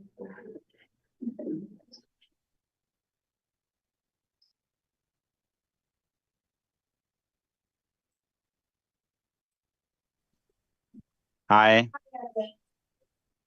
Hi, Martina. Nice to meet you. And also congratulations on making this to the top 60. We are all here in the room, 30 of us, representatives of all of the utilities, looking forward to get to know your solution. Please share your screen. Whenever you will be ready, you can start. You will have 6 minutes for the presentation. Got it. Thank you very much for the introduction, Martina. And you should be able to see my screen now in full screen mode. Yes, that's correct. Perfect. So thank you for the intro, and I'm super happy to present Scale Energy. And what we do is we transform industrial sites in Europe into electrified powerhouses. And that's because you know that volatile energy generation is expanding very fast in Europe, and energy storage is needed to enable that. And we all know the renderings of large battery storage projects, but the reality of building them, especially in Europe, where a lot of permits have to be obtained before you can build storage, is this picture, namely that you have very, very long, very complex project development. No site is like the previous site. There's no scalability in deploying large BESS. And also, to be frank, I know with utilities it's popular, but centralized large storage is a bit outdated. It's the centralized energy system that's currently present in many power grids. So our approach targets industrial sites to enable them, including their grid connections, into decentralized storage hubs where you can deploy the necessary storage capacity for the energy transitions 5 times as fast as with large BESS. The approach is scalable because you can build modular storage containers at industrial sites. Infrastructure needed to implement the storage containers is already existent to access the power grid at industrial sites. And the best thing is, for industrial sites, our approach is completely free because investors that trade with the storage containers in the power grid invest and profit from energy arbitrage revenues. Now, our approach targets the industrial site. Our sales team talks to them. We obtain some data about their consumption and about their, we call it electrical skeleton. So what machines are in this site and what's their specific load profile of every machine. And then we design the perfect storage that can, on the one hand, be traded towards the power grid, and on the other hand, also help the industrial save cost. The entire thing, as I mentioned, is paid for by an infrastructure investor that owns the asset and earns money from the grid, but also the industrial side. Industrial sites are, there's plenty of them still in Europe, more than 500,000 in Europe, from all different industries. Our initial niche was the paper industry, but now we are basically present in all 6 industries you see on the screen. And our business model is rather simple because we are initially like a project developer that obtains the permit to ready to build a storage project. For that, we get paid from infrastructure investors who buy these permits, these project rights from us. And then with the entire knowledge we acquire in this first phase, we commercialize the storage project that's built at the industrial size in the optimal way. And for that, we get recurring revenue. And that's where we actually apply the data collected in the first process you see on the left side of the screen. Regarding financing, I mean, that can get a bit complicated. So I want to just briefly highlight it. You know, the structure with asset SPVs, where infrastructure investors deploy capital. This asset SPV is actually the owner of the storage project at the site and pays us as operating company or developer a certain fee, one-off for the left-hand side on the picture and recurring for the right-hand side of the value chain. In our team, we are 3 co-founders. We are now growing to a team of 15 people with the latest seed round we raised earlier this year of 2 million from Scandinavian venture capital fund Climentum Capital. Our team consists of me, who is mostly focusing on the finance part, so this entire asset finance you saw.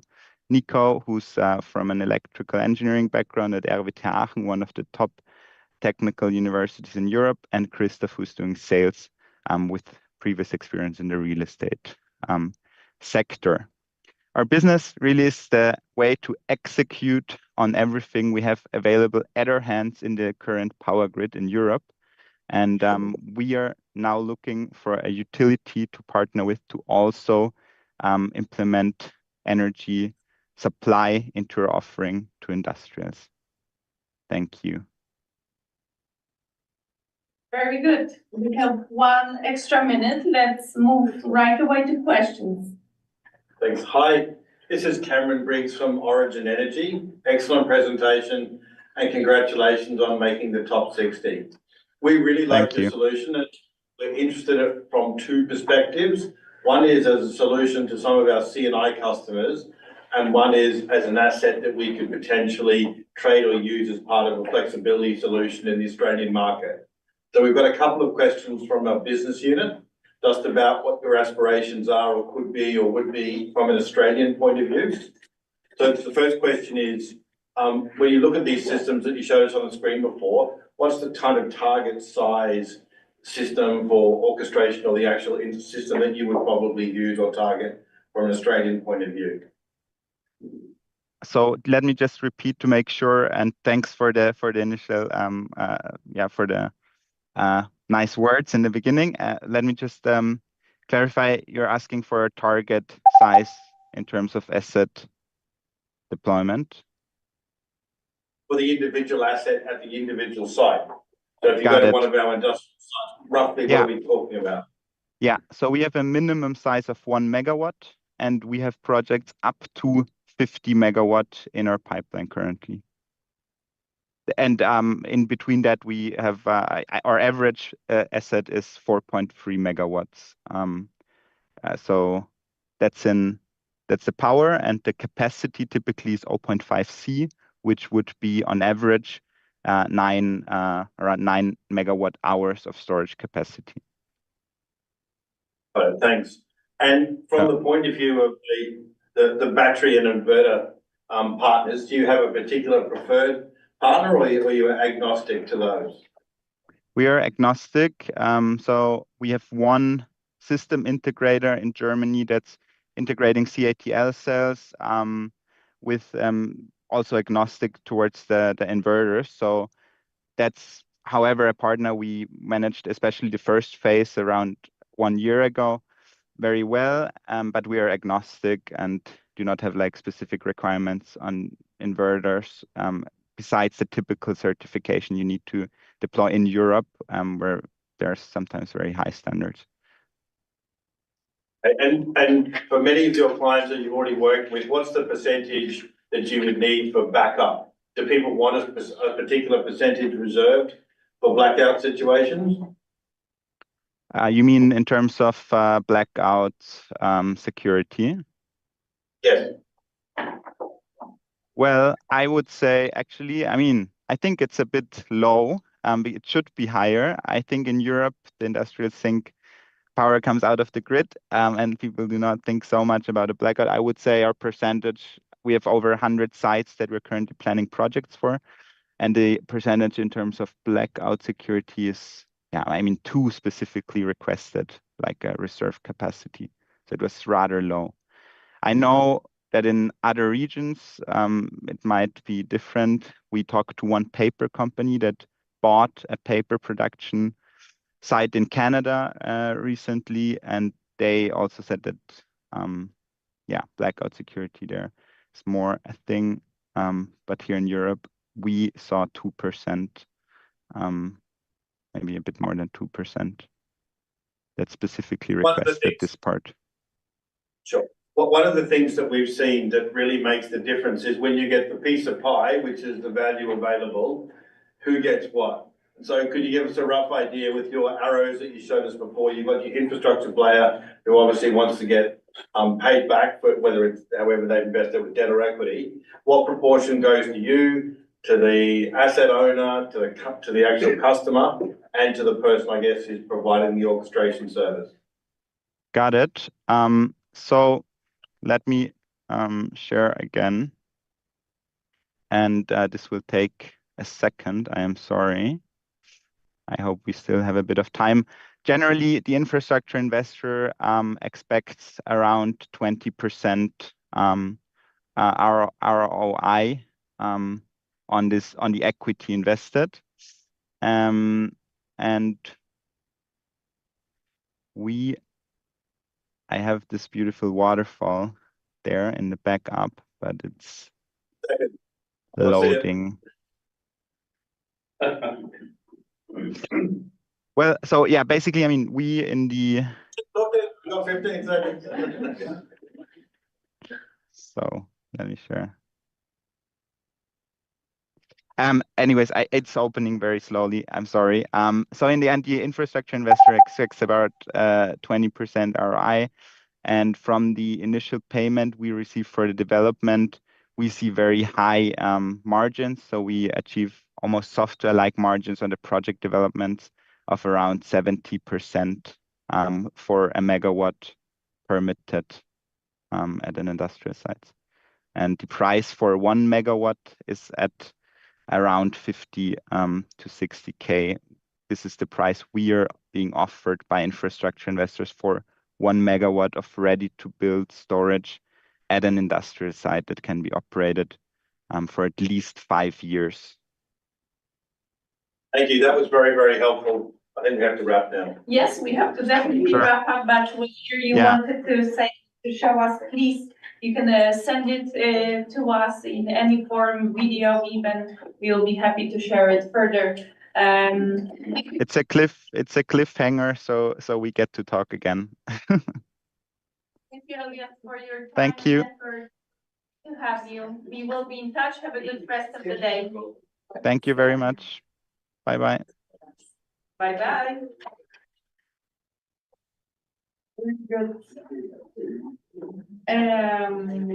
Okay, right now let's get ready for the second solution of the energy storage. Will be the last one as well from this category. Suena, we are one men are dialing from Germany.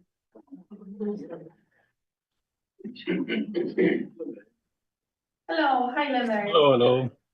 Hi.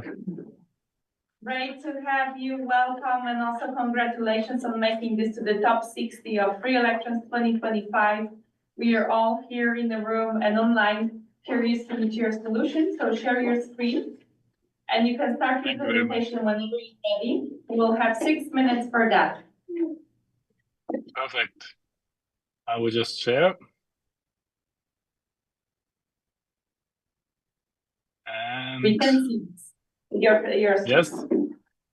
Yes, all good. Perfect. Okay. Yeah. Thanks a lot. Happy to be here. I'm Leonard, co-founder and CEO of Suena. And yeah, as you well know, we are at a turning point in the energy transition.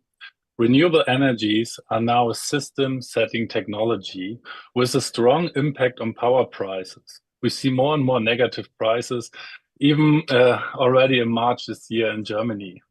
And without advanced trading, renewable energies will not reach its full potential. So our mission, suena's mission, is bridging the gap between advanced trading and green technologies to make batteries and renewables successful and scalable.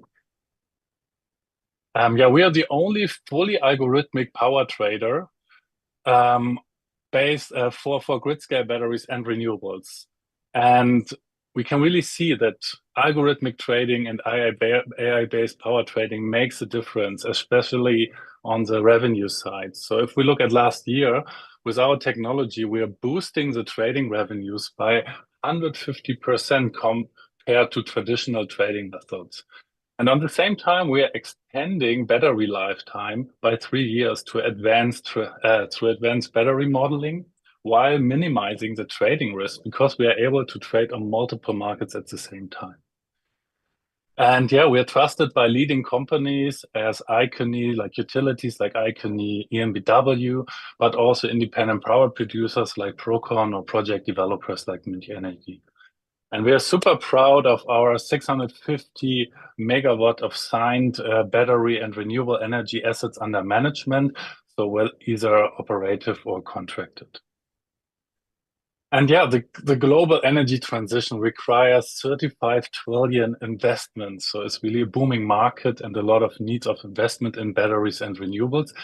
And this investment needs to be done by our customers, but they are struggling with these increasingly volatile markets, more and more complex markets. And so they're leaving out a lot of revenue potential if they're betting on traditional trading methods like manual and slow trading. But for us, on the other side, trading and volatility and complexity is not a risk. It's an opportunity to generate revenues for our customers. So if we look at last year's revenues, we can see like single market revenues for batteries, which are mostly is a standard way how to trade them at the moment. And even simple multi-market approaches were behind our multi-market approach by 150% or even 55%. So we can see that this multi-market trading really makes a difference here. And we are offering the future of power trading today. So we are registered at the European Power Exchange, the EPEX, and we do fully automated AI-based trading. And on the other side, we are directly controlling and dispatching to the energy assets. So it's always a focus on large assets, large-scale batteries, large-scale renewables. And so we offer two solutions to the market. One is, we call it the full service trading, directly sales to the asset owner, which is, for example, an independent power producer or an infrastructure investor. And we're holding the trading contract directly with the asset owner. But we decided at some point that we also offer another solution. We call it the white label trading solution for large partners, like large utilities, because for us, it's an opportunity to scale faster. And for our partners, the utilities, it's an opportunity to save time, because they have the problem of time to market and the question, make it or buy it, right? But time to market and make it doesn't work together. So they're really going for buy it. So we offer now a solution to work together. We are holding a framework contract, for example, with Icony, and they are having their own assets, but also are able to provide trading, multi-market trading to their customers. And everything behind it is our energy trading autopilot. As I said, it's fully algorithmic, fully automated. And of course, there are a lot of input data involved, like fundamental market data, asset data, market data, like order book data. So millions of data points needs to be processed by our energy trading autopilot. We are creating our own AI-based forecast for the market, and then the energy trading autopilot trades and makes decision across, in Germany, 570 trading products every day. And to solve this problem, to know which product is the best and with the highest opportunity, this leads to the high increase of revenues. And at the same time, we need to be very fast. So we are trading in milliseconds to stay ahead of the market and making like 50,000 trading decisions every day. Yeah, Suena is backed by a team of 29 highly skilled professionals with expertise in AI, algorithmic trading, and energy markets. And yeah, thank you very much. I'm happy to answer your questions. And let's go for that right away. Yeah, thank you, Leonard, for the pitch. Very clear, the explanation of the different solutions that you have. Let me start by understanding the different markets you're currently present in, and from the 650 megawatts that you have under management, which markets are you currently operating in? Only in Germany. So we are only active in Germany. We also had, so active means like operative in trading and full trading. But we also implemented so if I maybe just answering this shortly, if I talk about multi-market trading, it means like markets like wholesale markets, ancillary service, balancing markets, so trading across them in one country. And of course, we are planning to expand. So we implemented the UK and also Belgium at the moment, and we are looking for Poland, but we are only active in Germany so far. Okay. But so I'm assuming that, especially for the European markets, the effort to enter in a new geography shouldn't be that difficult.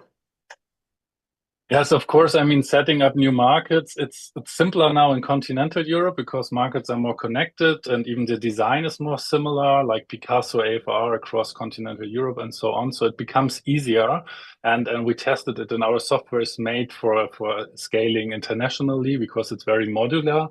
But of course, there is some time involved, like we'd say like a half a year to be able from a technology side to trade on markets because they're high liquidity and low liquidity markets. So we have to do some adjustments, but we are quite well prepared for it. But the 650 megawatt are in Germany, so only in Germany. The assets under management. Yeah. Cameron, you want to go? Yeah. If you're providing this service to multiple different parties who each have kind of assets you're optimizing, how do you ensure you don't get cross correlation between the trading strategies? Because I imagine you have to convince yourself and them that you'd be very careful about making independent decisions, particularly given the market knowledge you have. Absolutely, that's a very important point. Beside data security on the trading strategy side, so far what we do asset specific trading, which is also an advantage because it's fully automated, and every asset or location gets his own instance, and it's super transparent through our dashboard. And so, of course, there are some markets where you need to aggregate it for the continuous intraday to be fair, that everyone gets the same price, a fair price. As a result of the trading, but on the other markets, in the clearing markets, it can be like really separated per asset. So it's on one side it's 100% transparent, and on the other side we are taking care that there's always a fair price across the whole portfolio for all customers. Yeah. From the 650 megawatt that you have under management, what's the mix between storage and renewable? It's at the moment it's still more storage because we focused a lot on batteries. So it's like 300 or it's 50. So it's almost similar already. So 350, I think it's storages, and then the rest is mostly solar and a little bit of wind. We have one small wind farm in operation, but it's just 10 megawatt. Yeah. So, well, I would ask for renewables if it's mostly day ahead and intraday, or if you also look at to imbalanced markets. No, only of course wholesale trading for the renewables. Yeah. There's no, we don't do anything in the balancing markets with them. Yeah. Any other question? If not, then yeah, on my end it's clear. Thank you. Great. Thanks for your time and having me.